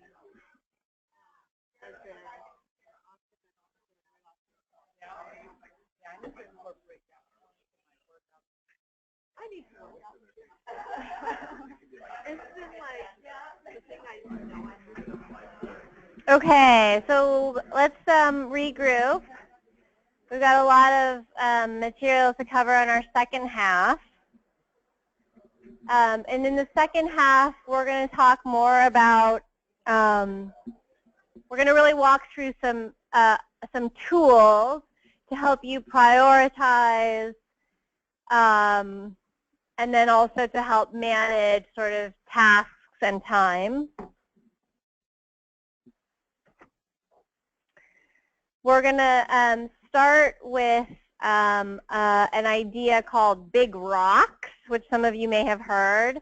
It's been around for maybe 30 years. Stephen Covey is a very well-known business / self-help leader. I'm not exactly sure how people would typically describe him, but there's also a company called Franklin Covey.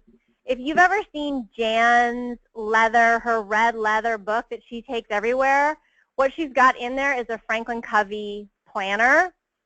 And for her, this is a system that it really works. It's worked for her for a number of years. And you can go deep into that system if you want. So Franklin Covey is a company. They produce workshops. They produce products. For her, she can use that system in in an entirety. A few years ago, she recommended that I go to one of their classes. I went. I did not have the same aha moment. It's not a full suit fit for me. I did feel like there were some sort of concepts that were really helpful that I still use. She's got the full Franklin Covey notebook. I've got my sticky notes. We're sort of doing the same thing, so there's a lot of customization. So we're gonna watch the Big Rocks video. Folks on the phone, Susan sent out the link to this video this morning because of the audio streaming issues with GoTo. We're going to ask that you just watch it simultaneously as we watch it here. I'm going to say that Susan selected this video It is from the Art of Manliness. But video I could find. yeah, so we were looking for a video that demonstrated this concept going, and you'll see there's two sort of rounds of demonstration that wasn't super weird, like 1980s folks in suits on a stage.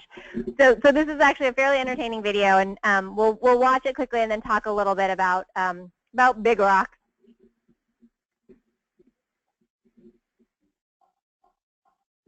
So are you going to cue us when to hit play on our screen so that the So go ahead and track, watch the video now. We're gonna start the video.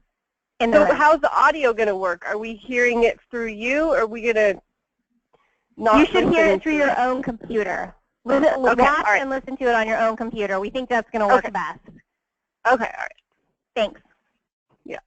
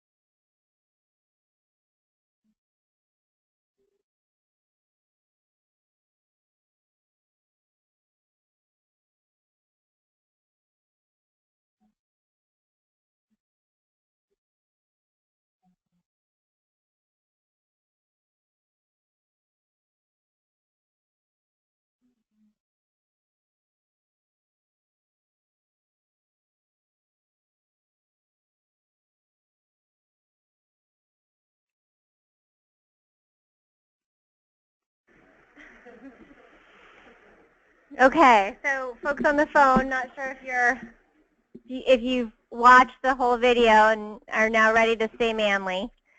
I would argue that identifying your big rocks and getting them on your calendar first is also very womanly. So that's the idea of big rocks, and you'll hear folks say it. Here, you'll definitely, Jan is very familiar with the concept. So if you were setting your goals for the year and, we're going to say to her, these are my big rocks for the year, she'd totally understand what you're talking about. Matt Franklin occasionally says it. And I think one of the things is just figuring out, like, well, what are my big rocks, right? So we've talked a little bit about what are your big rocks in life. And then I think in terms of work, I always ask my question, what are the 3 things, and maybe your number is 5 or maybe your number is 2, but what are the 3 big things that I've got to get done this month, this week, today, right? And so that can help you sort of figure out what are your big rocks, get them into your week, get them into your day. Okay, so that is one method of prioritization, one prioritization tool. We're going to ask Peter to talk about another prioritization tool, which also comes from Stephen Covey, which is, many of you may have seen this on Peter's door or in past department activities, really using a quadrant to prioritize. So Peter, can I turn it over to you for? I think our actual microphone died. So hi. So I thought that was just a sort of comment on that video. It just reminded me of Ron Swanson. I don't know if you've ever know who that is. But anyways, I just wanted to just kind of share some thoughts I've had. I've actually had the benefit of going through some professional coaching with a couple of folks. And actually, this is how I got introduced to this.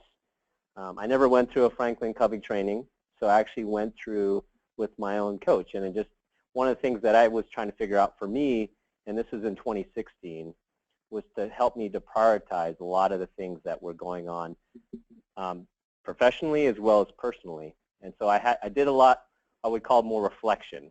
And in that process, what I needed to figure out was how to organize in that reflection process to figure out where I can prioritize my life and what are the important activities in my life, what are the things that really aren't important that I thought I'm trying to make time for but really didn't add value. So the way I use this tool, and one of the reasons it's on my door, is I was buried in email. Email was sort of is my bane. I've been here for 10 years, almost 10 years, and I think my inbox has something close to 5,000 unread emails. And I always think, wow, I need to I always think it as a New Year's resolution. I'm going to get to those 5,000 emails and bury that number so I can get under at least 1,000. Well, and I realized, wait, that's a foolish task. Most of those emails I either answered in person or on the phone. I think to one of the comments here about how to prioritize your time. I think thinking about how do you respond back to someone's request. And so when I'm thinking about tasks, the way I look at it is, what are the things that are in my control? What are the things that are out of my control? Meaning I can't take action immediately, or things I can take, something that's really out third-party control. So I try to use these different buckets. And one of the ways I've been using, hopefully this tool, and hopefully for folks in our team, was to think more thoughtfully about, is this really an important and urgent task? Because I feel when people come to me, they always feel like their task is really important and it's really urgent. They have to talk to me right now. No matter what I'm doing, and in talking about scheduling time, it's very hard for me to stop, go to that person and say, what do you need? And think about what they need, really process it, and then try to go back to that really complicated task I was focused on for a good 15, 20 minutes. That's a huge challenge for me personally. And so again, one of the ways is I hope that you remind everybody that's I'm working with is just stop. This is what Cookie Monster says on Sesame Street. Stop and think, if you ever watch that. It's really funny. I watch this with my kids and going, hey, you know what? It's really true. Most people don't stop and think. They always think their priority is really important and Cookie Monster really wants to go out and solve that problem. Where in reality, you got to really stop and think, am I really asking the right questions? Is this something that is really important? So that's how we'd focus. So again, the quadrants are, it's really a necessity, something that needs, it's a huge fire drill, there's an impending deadline, you need my attention. And I think, or you're stuck. Those are the things that I would say really important that you get my attention. I would put that in this upper left quadrant for folks on the phone. On the upper right quadrant, which is important, not urgent, this is where I thought most people would, where I prefer would be, which would be having some thoughtful planning ahead, looking down the road to say, okay, I know this deadline's coming up. I really have to take the steps to start to figure out how to make that work. So it's, a lot of it is just your basic planning, thinking ahead, and just developing that focus about how to achieve that particular goal. I know there's a lot of other information here about common activities. These are just examples of that, but planning is definitely one of the big pieces here. Now here's where I think it goes and ties into this Big Rocks video. It's trying to figure out what are your priorities, what are someone else's priorities, and then, oops, we lost the connection, but on the lower left, basically. Sorry, I'm trying to see the screen and I just did something bad. It's okay. So here's. Okay, there, now I can see the screen. Sorry. There you go. Deception is I think it sounds very negative, but I think there's a little truth to it. Part of it is when you're thinking about what you have to accomplish in those big rocks, you got to be careful about what are someone else's priorities and somehow are they being given to you. And I'm not to say that we're not being good partners with other departments, for example. You know, we work a lot with other teams, you know, services, asset management, property management, and we always want to make sure that we're doing our part in the project, but at the same time, we also want to make sure we're not doing their work. So we're sort of pushing to get to a deadline, and this is where I think it's a little touchy, but you kind of think about what are your own priorities and what are your own expectations. So well, I think what's been helpful for me and sort of to get tasks out of this category is to really be clear about roles and responsibilities up front. And I think that's something that we tend to neglect when we're launching into our projects, is you're not really clear about who's working on what. And I think it becomes a challenge in creating things in this bucket that says, hey, this is really, it's not that important to you, but it's urgent for them. And I think part of being a good partner is saying, okay, I have to realize this person needs something, but you have to be almost be mindful and respectful to say, look, I really understand it's important, but can you be really clear about two things? Give me a real deadline that I can achieve, and number two, give me some time to even process what you need to have, because I understand it may be urgent from your perspective, and you got to think about their side. It's really important for them, but you also got to think about, okay, how does this sort of fall in the rest of my big rocks? So that's kind of all I had to say about deception in this lower left quadrant. And then here's where your true, well, that water and sand was sort of filling in, that time wasted. You know, I honestly, when I first started at Mid-Penn, you know, when I was trying to figure out what am I going to do with my day, I was thinking, wow, I've got this new job, new role. I'm currently learning my roles and responsibilities. I have some direction about what to do. I have my big idea what my big goals are. So then this is where I start to sort of figure out, okay, how do I fill my time? I think rather than doing that, I think this is one of the things you should, again, focus on those big rocks. Try to find, you can make time for this, but I usually try to do this after hours when there's a little bit of downtime, or even just scheduling some of that on your calendar. So like, I want to meditate, take a walk. We can't hear the person who's talking. Oh. Sorry, did you hear that? So what right category on waste. Some waste sort of misleading from my perspective. I think it's just taking that veg time and taking a mental break. And I think that's where these are the categories of stuff that they're not that important, it's not that urgent, and your task of things that you want to do, it's like if you want to learn how to do, I don't know, for example, if you're researching how to understand minimum gain, it's kind of important, but it's not that urgent. It's a good tool to learn, but it's not that important to your day-to-day job. So that's kind of how I break down the big categories of tasks. And I think really, hopefully, the takeaway for everybody here and on the phone is just try to think about what's in your control, what's not in your control. That's your first step. The next step is focus on the really important activities and just really block that time in your calendar. For everybody that's seen my calendar, everything seems to be like filled in, at least Monday through Thursday. And then Fridays are typically my days to like really have that loose time to reflect and plan for the following week or for the next week. So any questions about that or what this tool is and how do I use it? Abby? I was just going to share that I was introduced to this tool a couple of years ago, and I find it, if you know that you're, and you might not know this, but if you do know that you're a visual, like a more visual learner, I find that it's easier for me, and I don't just have like one of it, maybe in the way that Peter is on his door for other people, but for yourself, like just take a minute to draw the quads and write important, urgent, not important on the sides and leave the middle area blank and use it to fill in what you're doing. I use it a lot actually to help prioritize because it's like very visual versus just making, big rock, like these are my 3 big rocks. Like it actually allows you to put them in a box and I don't know. So thinking about if you know kind of how you learn best, are you more of an auditory learner, are you more a visual learner, that would be helpful to know if this tool is good for you to use or not. And it can be used for other people who you're working with, or it can just be used for yourself to figure it out. And then one other thing that was told to me when I was first introduced to this is thinking about where other people who you might be working with, whether it's other departments, and I think that's what Peter was trying to say on the deception section, is some people are always in quad 1.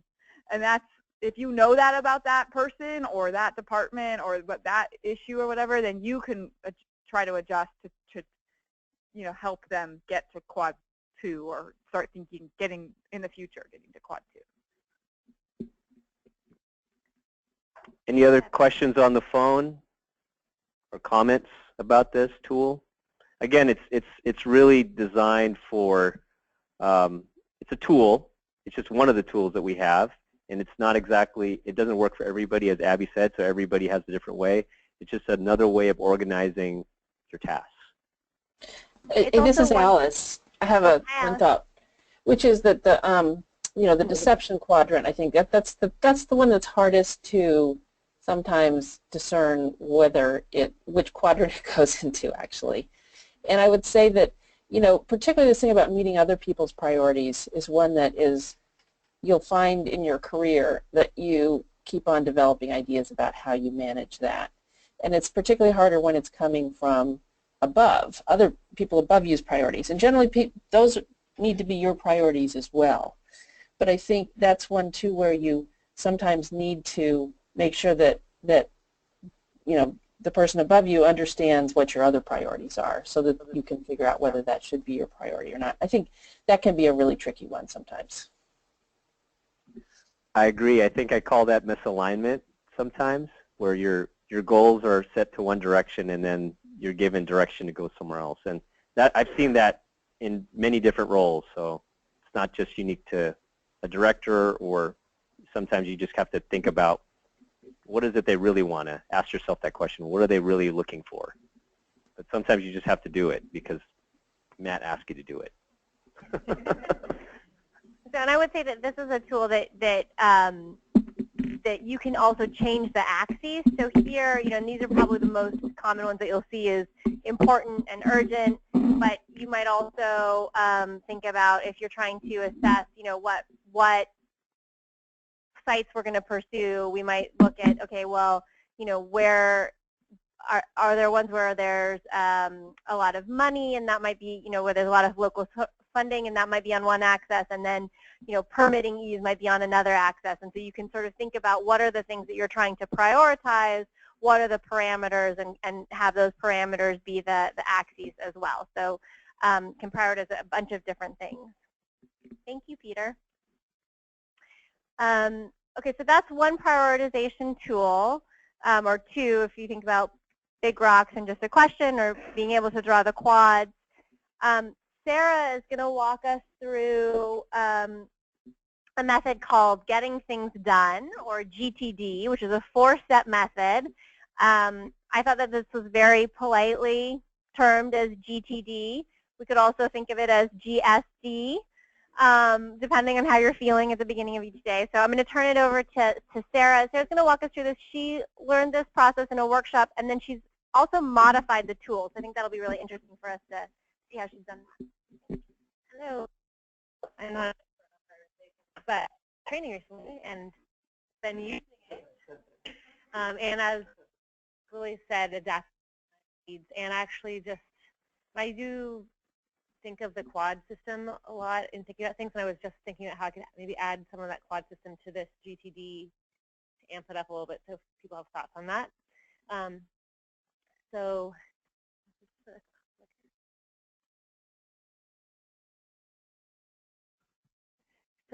Marla, who does some work with MidPenn, did this training that I attended, and this is one of the tools that she developed and showed there. So there's basically it's a 4-step process, and I'll actually show you on the computer my example GTD. So her philosophy is the key to managing all the stuff is to first just get it out of your head. You know, it can be really stressful if you have you're kind of overwhelmed, there's too much to do, you might feel like you might forget something's going to slip through the cracks, and it's just all in your head, and that can be really stressful. So just getting it out of your head so it's not bouncing around there, it really helps. And so she says you're inventorying your open loops. It can be anything from people you have to respond to, an idea you had, an errand, commitment, you know, oh, hey, did someone send me back something that I asked for, anything like that.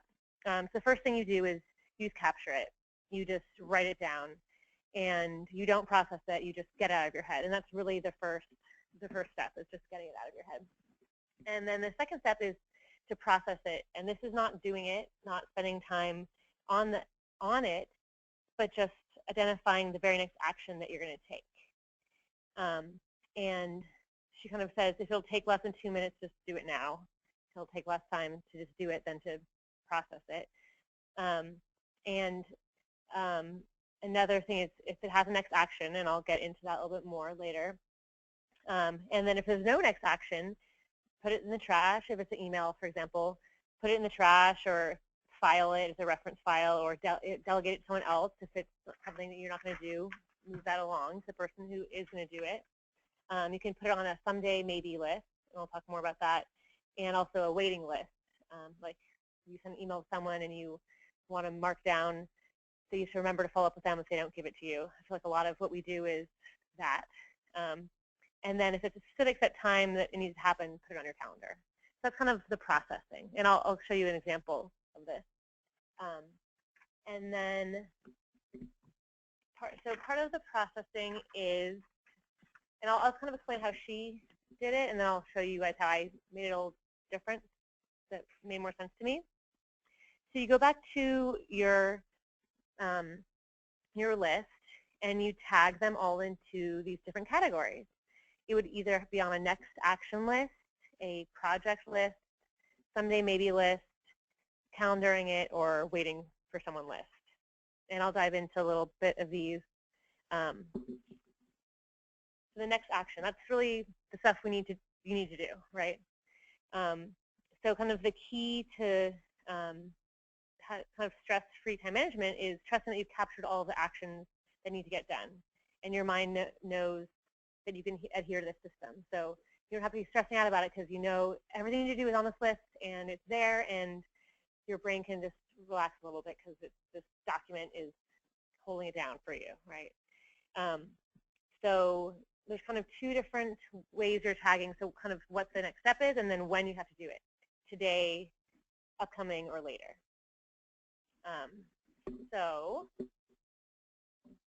And it'll make, maybe I'll dive into the, actually I'll just do this, and I'll show you a real life example. So we have this tool that we're using, and then you're going to be, actually maybe let me show the tool. So I'm going to give you an example of how one would do this.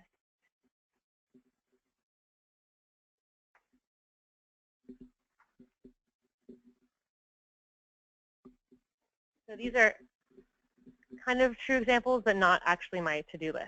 I made some things up just for sake of example. So this is my GTD, and it has all these different tabs. And so Nevada's team had this project plan we've been using, which was a Word document, and it had different categories, and it was by kind of the different stages of the project. And that had been a useful place for us to like store these things. But I found I wasn't looking at it enough. It wasn't sortable. It was not. So I kind of adapted Marla's GTD and our team's project plan to this tool. So it has kind of some of the categories up here that our project plan has. So category, responsible parties, deadline, any comments, and then these two are really Marla's process and GTD. So in the process, you need to calendar it. You have a next action. It's a bigger project that needs to be cut down into lots of other actions. So that's kind of what the difference between a next action and a project. Next action is like one thing. A project is like place and service application, for example. That's a project. There'll be many actions. Waiting is something you're waiting for someone to get back to you, and then someday maybe that you want to get it out of your head, but maybe you'll get to it someday, but maybe you won't, and that's okay. So at least it's out of your head. And so that's the process column, and then the GTD column is more about when you're going to do those things. So she had just like today, she kind of had different categories, and she just had like today and upcoming and later, something like that. And I kind of wanted today and this week to be together so that, and you'll find out a little bit more about this when she talks about when you're updating this, because so every day you're reviewing it. You're reviewing your todays in this week, and then every week you're reviewing your upcomings, and then every month you're reviewing your laters and remove, saying are going to come up sooner, you move it to upcoming. And so I kind of thought if it would save me time if I had a today and this week together, so that like every week I would kind of put together my list, everything I want to achieve in that week, and then every day I would look at it, I would move things up to that day. So I kind of adapted hers to have today and this week. So there's today and this week. Upcoming might be like next week, the week after, and later is like a couple weeks or more out. So okay, so how you use it. So this is, you're capturing all the time. Whenever anything comes in your head, you capture it. So she really encourages you to have whatever system you are doing with you all the time. So if it's your paper, if it's a paper system, have it with you, or if it's electronic, have it accessible. So that was an issue with our Word document, was I didn't have it, I would have to be on the server. It was not accessible to me all the time. So I actually now just have a Google Excel document on my phone where I can capture things on that. Whenever I think of something, I can just capture it on my phone, and then every day I take it from my Google Excel that's on the cloud and just put it here. So just for example, I have my cost starting to send it to Alice and Kevin. So that's the next action. I just need to just do that, right? I need to move my check-in with Nevada. That's a calendar. Maybe I'll just do that right now. That takes 2 seconds. I'm going to do that right now. Example of perm conversion. That's a project, right? That's more than one thing, and maybe I don't know what all the steps are yet, so I need to talk to someone, get some advice, break that down into some next actions, and that can help when you're feeling overwhelmed with something you don't know how to do it. Breaking it down into a bunch of next steps can help you find a way to start working on something that might be daunting. And then schedule a milestone meeting. That's a little more time consuming. It won't take 2 minutes, so maybe I'll just say that's a calendar thing. And then the GTD, send Costard to, I need to do that. I need to not be the bottleneck. Do that today. Perm conversion, that's upcoming.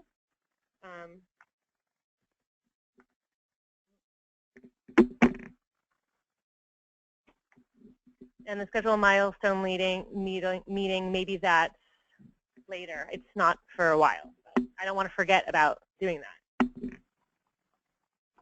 So this is, so every you're capturing all the time, and then once a day you are processing. So I just processed, and now I can move these over into the appropriate tabs. Just so everything's captured.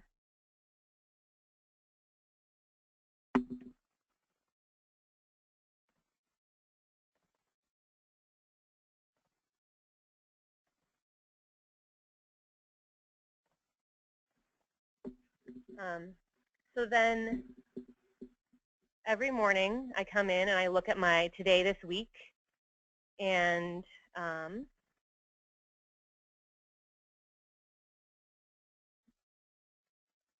say, okay, well, I need to call Lori about this today, and so every day I kind of look at this tab and I rearrange things and say, what am I going to do today? And that kind of is my big rocks. You might have, your big rocks, things that are I really need to achieve today, and then I have, the rest of things here this week, and then the next day, and then maybe the end of the day or the beginning of the next day, I look at it again. I'm like, oh, great, I did those things, and I moved the things that I'm going to do today. And so the whole week I'm kind of doing that. And then, so that's every day. And then once a week, I'm looking at my upcoming and saying, okay, now I need to move this to, I'm going to move this to this week. I'm going to do that this week. And then once a month, I'm looking at my later and saying, okay, and place a service package, I need to get moving on that now. I'm going to move that to this week, or not quite yet, but I need to move that to my radar is really coming up soon. I'm moving that to my upcoming. Or professional photos of my building later. That's not ready for that yet. And then and every week I'm also reviewing my weighting, which I love the weighting tabs. But I feel like it's like you've done what you need to do. So it's kind of, you can think it's out of your to-do list, but if you're waiting for something from someone and they haven't sent back to you, it's on your list. So I'm like, oh, my sub unconditionals.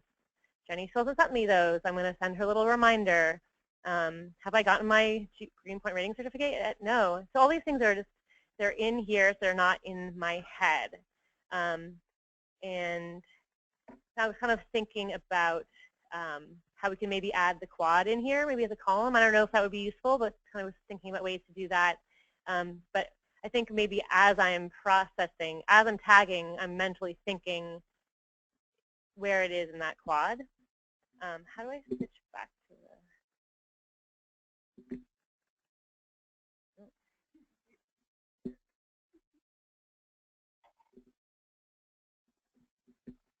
Sarah, can I ask a quick question while you're on that screen? It's okay, you don't have to go back to it, but just, I noticed that it was by project, and I'm looking here at Marla's, and it looks like Marla's example was like just everything that's like she's got dog food and book room for mom, and she's got things that are like personal stuff too. And I'm curious if you had tried it with personal stuff, because sometimes that's almost part of like the balance is having your project stuff and your personal stuff, kind of recognizing that they're all things that you should try to get to. And yeah, Marla actually recommends having one for just one period, but we work in teams, and so like Serena and I were sharing one GTD for Miller Maple, and Jane and I had one for Alma Point, so I didn't think that worked.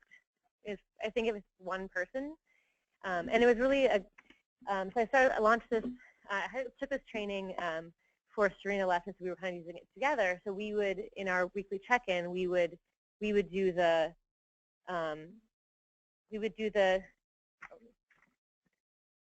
so here's kind of the process. So every day, and whatever time you like to do it, first thing in the morning, you're conducting a review and triaging your next actions, and you can focus on the things that are marked today.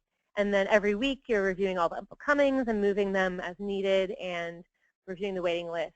So in our weekly check-in, Serena and I would look at our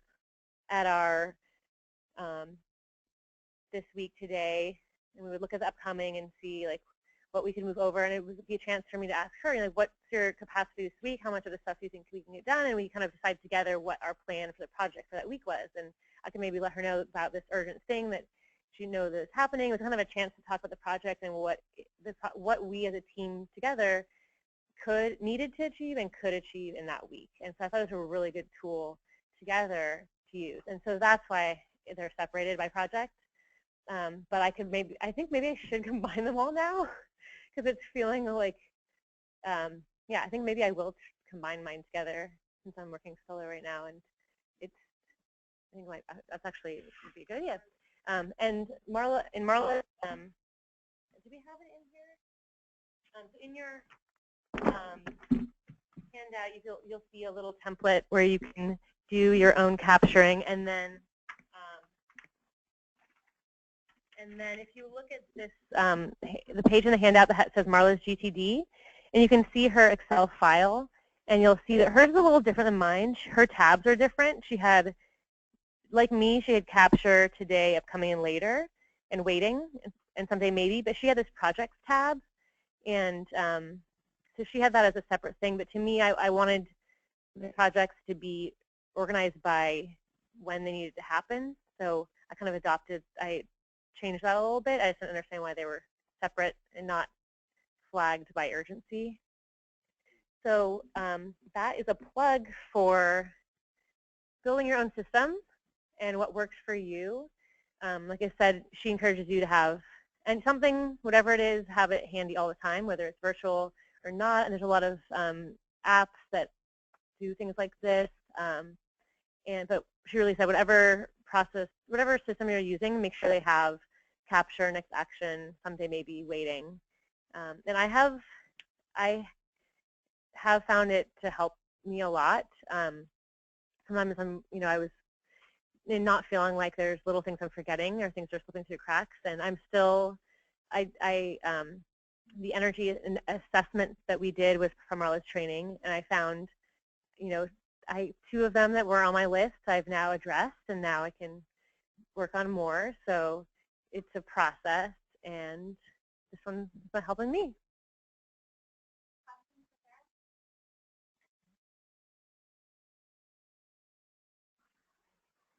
All right. I really like, I guess, and maybe this was the intent of this, and maybe I'm just slow in picking up on this, but I like the way we have this.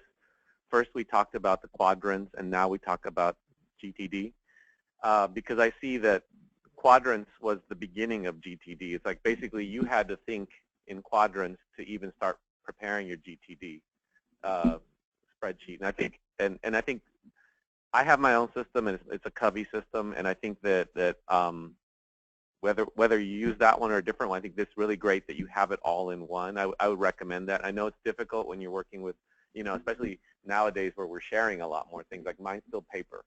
So I just have my own, and it has everything. It has personal and work stuff, and I think that there even, we won't go into the technology stuff, but I'm sure there's a way of kind of, sorting and sending to certain people just the stuff that, and maybe it's even online so that we're all checking on it. So we can geek out on that on another session, but the idea is that really having it together, and the way you're looking at it, Sarah, I really like, is just that you're kind of looking at things and putting things out further, keeping things like to today, what needs to get done. And it is all based on that quadrant, like you did that analysis to even get there. So I think I'm really happy to see this, and whatever system you use, whether it's my old paper system or something really online that everyone can access and just has access to just the particular category that's set up for just that project or something like that, and we can all share.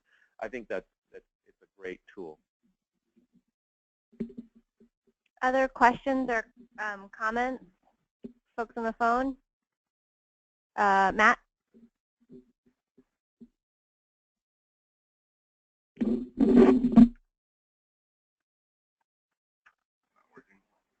There we go. I was just curious about how much time you dedicate to, inputting all this stuff every day or every week, and has it been more time than you were spending in the previous way you were organizing your stuff? Or? It was a lot less time. Before I had things in lots of different places. Like we were using our project plan for like big picture things, and then I was using my calendar, and then I had my like to-do list for each project. I was tracking things to do in multiple places, and at one point I was experimenting with using like flags on my inbox and using maybe the Outlook task. And I experimented with so many different things and found that they were in too many different places.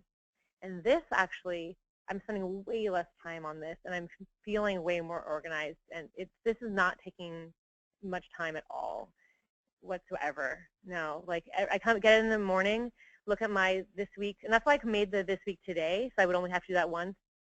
I would only have to really do my big review once a week, and then every day I just look at that one tab and I just rearrange them. Sometimes I highlight them yellow, like I think I highlight the yellow, urgent and important. Actually, that is I guess that is what I'm doing, and that's like this needs to definitely happen today. It's on my today, but like it really, really needs to happen today. And then the other todays is like, yeah, that's my goal, get this done today. But as Abby's saying, before I leave the office too, I look, did I do all my todays today, or can I change that to tomorrow? And sometimes I do say today, tomorrow, and this week. And so, yeah, it's just in the morning I look at it, and then before I leave, I just check, do Abby's little litmus test. Can I go now? And then I'm like, yes, I can, or no, I can't. And then every week I look at the upcoming and then pull those to this week, and then every month I look at the later, and I have it on my calendar like later, so that I just remember once a month to look at that. I probably look at my laters a little more frequently than that, but it really does not take much time, and it's actually taking way less time than what I was doing before, and I feel way more organized and less stressed out because it's not like jumbling around in my head, and I'm like, maybe did I forget it? Did I have that to-do list on a piece of paper, or was it on my email? And yeah. And I just want to highlight what Sarah's saying about trial and error. I think I will say that I think for folks who, I've always been sort of jealous that Jan found the Franklin Covey method and that it worked so well for her, because I, was like, oh my gosh, that would be awesome if I could find like one method and that would be it, and I would not be trying anything else ever again. And I mean, I'm sure she's trying other things, but I think there is some trial and error, and you have to, like, the first system that you try may not be the one that works for you, right? And so Sarah's saying that she's tried Outlook, and I know Franklin Covey has sort of adapted their system to really work with Outlook, and some folks use that Outlook task system. You can assign stuff, as Carlos was saying, you can flag stuff, but that may or may not work for you. Paper may or may not work for you. I think it's about finding something, and then you may need to adapt that as well, as Sarah has for this system. So, other questions, comments for Sarah? Andrew? And this is kind of open up to anyone too. I try to do both physical and digital, but I was wondering if anyone. It's been hard for me though with both of them, and I don't want to lose the physical, because for me, it's like when I go home, if I think of something, I don't want to like open up a computer or like go to a screen kind of thing. But if anyone has like success with both of them, it'd be helpful for me to talk to them. I kind of do both, actually. So, like when I'm in a meeting, and I'm taking notes, I always put a star next to anything that has action of mine, and then I go and put it into the system. You can still keep your paper one at home, and when you think of it, just every morning you put it in this and process it. And then I like this tool because we were sharing it as a team, so like to have it accessible for everyone. But yeah, I definitely still use paper. I just make sure I then get it into the system and not have two different lists. That's too stressful. And sometimes actually when I get in the morning and I'm thinking of my to-do list of what I'm going to do that day, I do actually write it down physically, even if it's on there, and then just like crossing it out, It's so fun. More satisfying. My mom loves lists, and she taught me to write things down just to cross them out. They did it. Yeah. I've had periods where get up was on my list. Like, oh yeah, grad school. Be able to mark that one right off there. Yeah. I did put sleep on my calendar in grad school. Okay. Carlos? Question? I was just going to emphasize that even on this spreadsheet, the physical task of putting a mark through on that line item or whatever it is, that you can do, it just gives you that sense of satisfaction. It's done. you know, I can go on to something else. So I don't know if you do that on your spreadsheet, but it'd be great to like just put a mark through on it and just, you know, so you don't have to think about it. And you know, by the time you refresh it the next week, just delete it and you're on to the, you know, it just feels good. Yeah, so actually one thing about that, one thing that Nevada really liked about the project plan, which I still do like, was we would look at old project plans, and I know when Helen and I first started, we would look at old project plans to even know what are the tasks that we don't know that we need to be doing.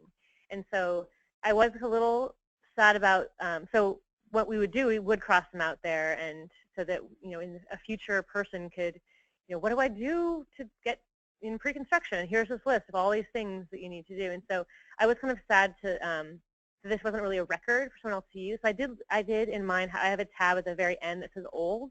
And if it's something that has really good notes and information, because I put a lot of notes in the notes section. Like if I have a meeting with someone, like I met with Abby to talk about how I'm going to do perm conversion with wells. And all of my, and all my notes from when I talked to her are in the comment section of that task. So it's all in one place. When I need to go to that task, all the wisdom that she told me is right there. So for something like that, I'm not going to delete that row. I'm going to cut it and paste it into the old tab. So the very last tab says old, and that's where I save any tasks that have some good, useful information. But yeah, deleting them is all I get to do, but that is fun. Trust me, yeah. Jen? So on the question of like digital versus paper, I have personally migrated all the way to digital because I'm afraid of losing things, you know, checklists I've made when I was at home thinking about it. And what's helped me is just finding the right software or app to help me do that. So I personally use Evernote now, which is really easy to access on my phone or my home laptop or whatever, wherever. And because I'm an obsessive checklist maker, that's where I keep my checklist, and you could actually have a checkbox, and it is really satisfying when you check that box. I think the key is having mobile, have it be on your phone. Exactly. So you don't have to open your computer. I think Dan uses something too. I've seen typing into something. Okay, so, yep. I just want to say that I would, to Andrew's question, that's kind of what kept me from going digital, because I didn't want to kind of straddle the two. So I think, you know, if there is a way, and again, it's trial and error, kind of like what Lily's saying, you know, try maybe some of these mobile app ones and see if you can just dive completely into it, because it's just, you know, straddling the two is difficult. That's why I'm still paper. Yeah. So I will say that I went digital, and I have now gone back to paper. I mean, my Outlook is very active, but for me, there's like that, the satisfaction of writing and crossing them off is too hard not to have. And I think, as Abby was saying, like if you're a visual person, most of the interfaces are not as satisfying as my own handwriting, apparently. But you know, so that it's just something to, again, you know, not one size fits all, and you got to figure out a system that works for you. So on the heels of that, I wanted to talk about just a couple of other tools or methods and resources. There are resources listed in the back of your workbook. We found a few more that we'll add to either the PowerPoint or the workbook, and those versions will be up on Lighthouse. I wanted to just mention also a time audit. So if you're someone who feels like you just don't know where your days are going, like you get to the end of the day and you're like, I've just been busy all day and I'm not exactly sure what I did, or you know, you're having trouble getting those big rocks in, I would recommend a time audit, just to understand what are you spending your time doing. And I think this can get overly complicated, and you should not think of it as an attorney billing exercise to track every 6 minutes, right? That's the wrong approach. You know, do it in half-hour increments or hour increments over the course of a week or two, just so that you can sort of see that. And actually, we'll talk about bullet. Can we go one more? We'll talk about the bullet journal in just a minute, but there's a really, in the link that we have in resources to bullet journal, there's one of those has a really good example of a very simple time audit in just half-hour chunks. and maybe I'll go out of order here, but the bullet journal is a paper system that uses symbols. It can get way complicated and kind of crazy in a way that I think can take far too much time, in my opinion. But conceptually, it's pretty interesting. There's a lot of online resources about it where you write out your list. You're using symbols to sort of say what needs to happen, what's most urgent, whether things are, have happened, and then there's a migration similar to what Sarah was showing with the GTG. There's a migration to, next week or later, or, my dream list or something. So if you are on a paper system or want to be, you can check that out. I also just want to remind you that we work in teams, and your teams are a really great resource to help you prioritize. So if you're, I think sometimes we have easy priorities, right? You got a TCAC deadline. Pretty clear what's got to get done in the next month and a half. But sometimes you've got two projects and they're both really busy. And it's really helpful to talk to your director, or if you're a director, talk with your project manager about how that's going to get done. Are we going to be able to get all of this done? Do we need to slow some of it down? What are the most critical pieces to move forward in the next month or in the next week?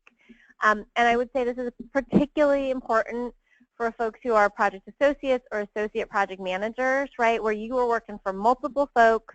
You're working probably on more projects than your project managers.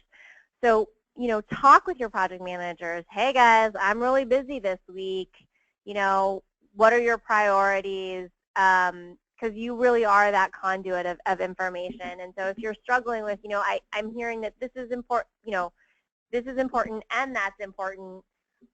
Help me figure out how they're both going to get done. Do they both need to get done at the same time? Can one of them, be 2 days off or something like that? So I would just really emphasize working with your team to set priorities. And then I would just ask if there's other resources that folks want to throw out, are aware of, whether they're software programs like Evernote or other ideas, tools, tricks,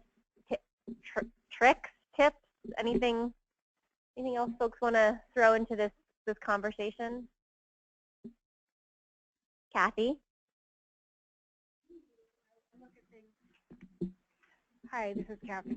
For me, I look at things on a project basis. So what's really helpful for me is for each project to have either an Excel or Word scheduled with the detailed action and who's going to do it and by when. And it just, that's how I get things done. And I just manage the project so it's all combined into one document and it can be shared among team members. Yeah. Great. So again, thinking about things in one place. Andrew? Something that's kind of fun, and if I'm on the fly, I'll take a sticky note and write something on it and stick it right in front of me, so I make sure that before I leave the day, I have to do something with it, and then I can crumple it up and throw it away. Right. And it's even better when you have really fun colored sticky notes.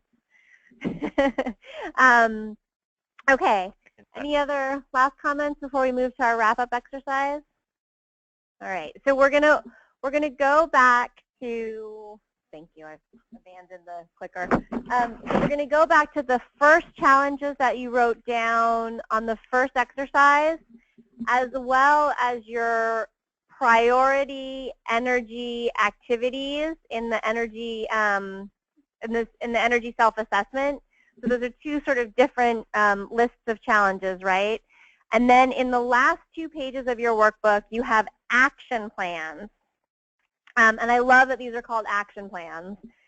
So one is around energy management, and I would say that the things that you had on your energy self-assessment as priorities, think about making an action plan for those. And then the last sheet is time management. And so for your first 3 challenges, make an action plan on the last sheet on time management for those. And I would say, I think this is pretty self-explanatory. There's sort of what area does this fall into, what's my goal, what's my strategy, and and really thinking about the tools that we talked about today, whether it's needing to set priorities or manage your time, create some kind of balance. You know, what did you hear today that's going to really help you tackle those challenges and be successful? So we'll take just a few minutes to do that and then wrap up.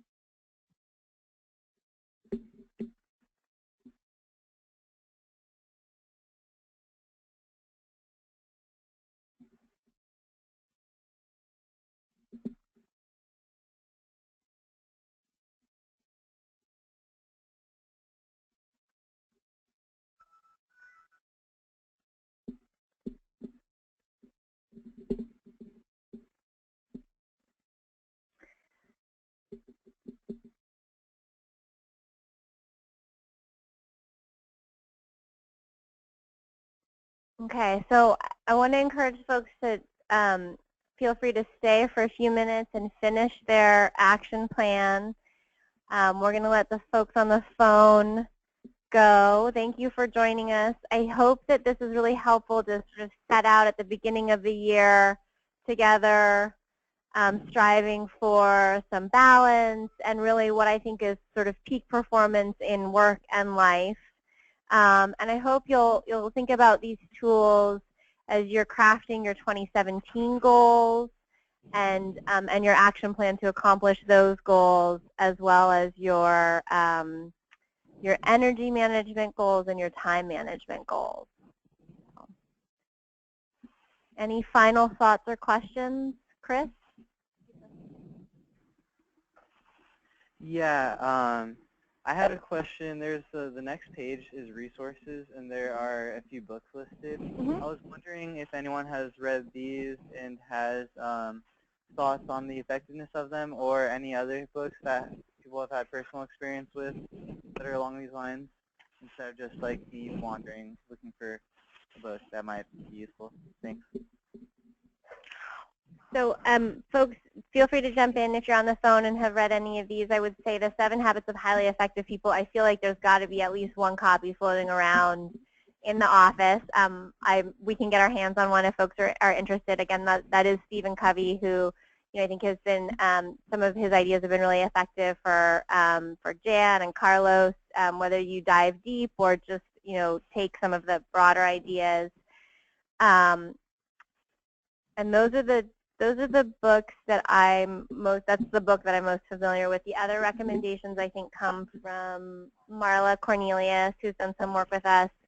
The articles are obviously shorter, and then we'll post some additional meditation, but audio dharmas from a local Redwood City meditation center. Headspace is the app that we did today. And then, honestly, guys, if you Google time management or meditation or, there are a plethora of resources. I think to Chris's point, we can't really comment on the quality of all of the ones that you'll find in Google, but if you're looking for a system, I really encourage you to explore. So, resources. Ashley, is that you? Oh, no. Andrew, did you have a comment? Well, I've sort of read some of the first one, Getting Things Done. I don't think I finished it, and I didn't end up really following it that much, but it's a very like systematic book of, and I think it's pretty sort of file paper based.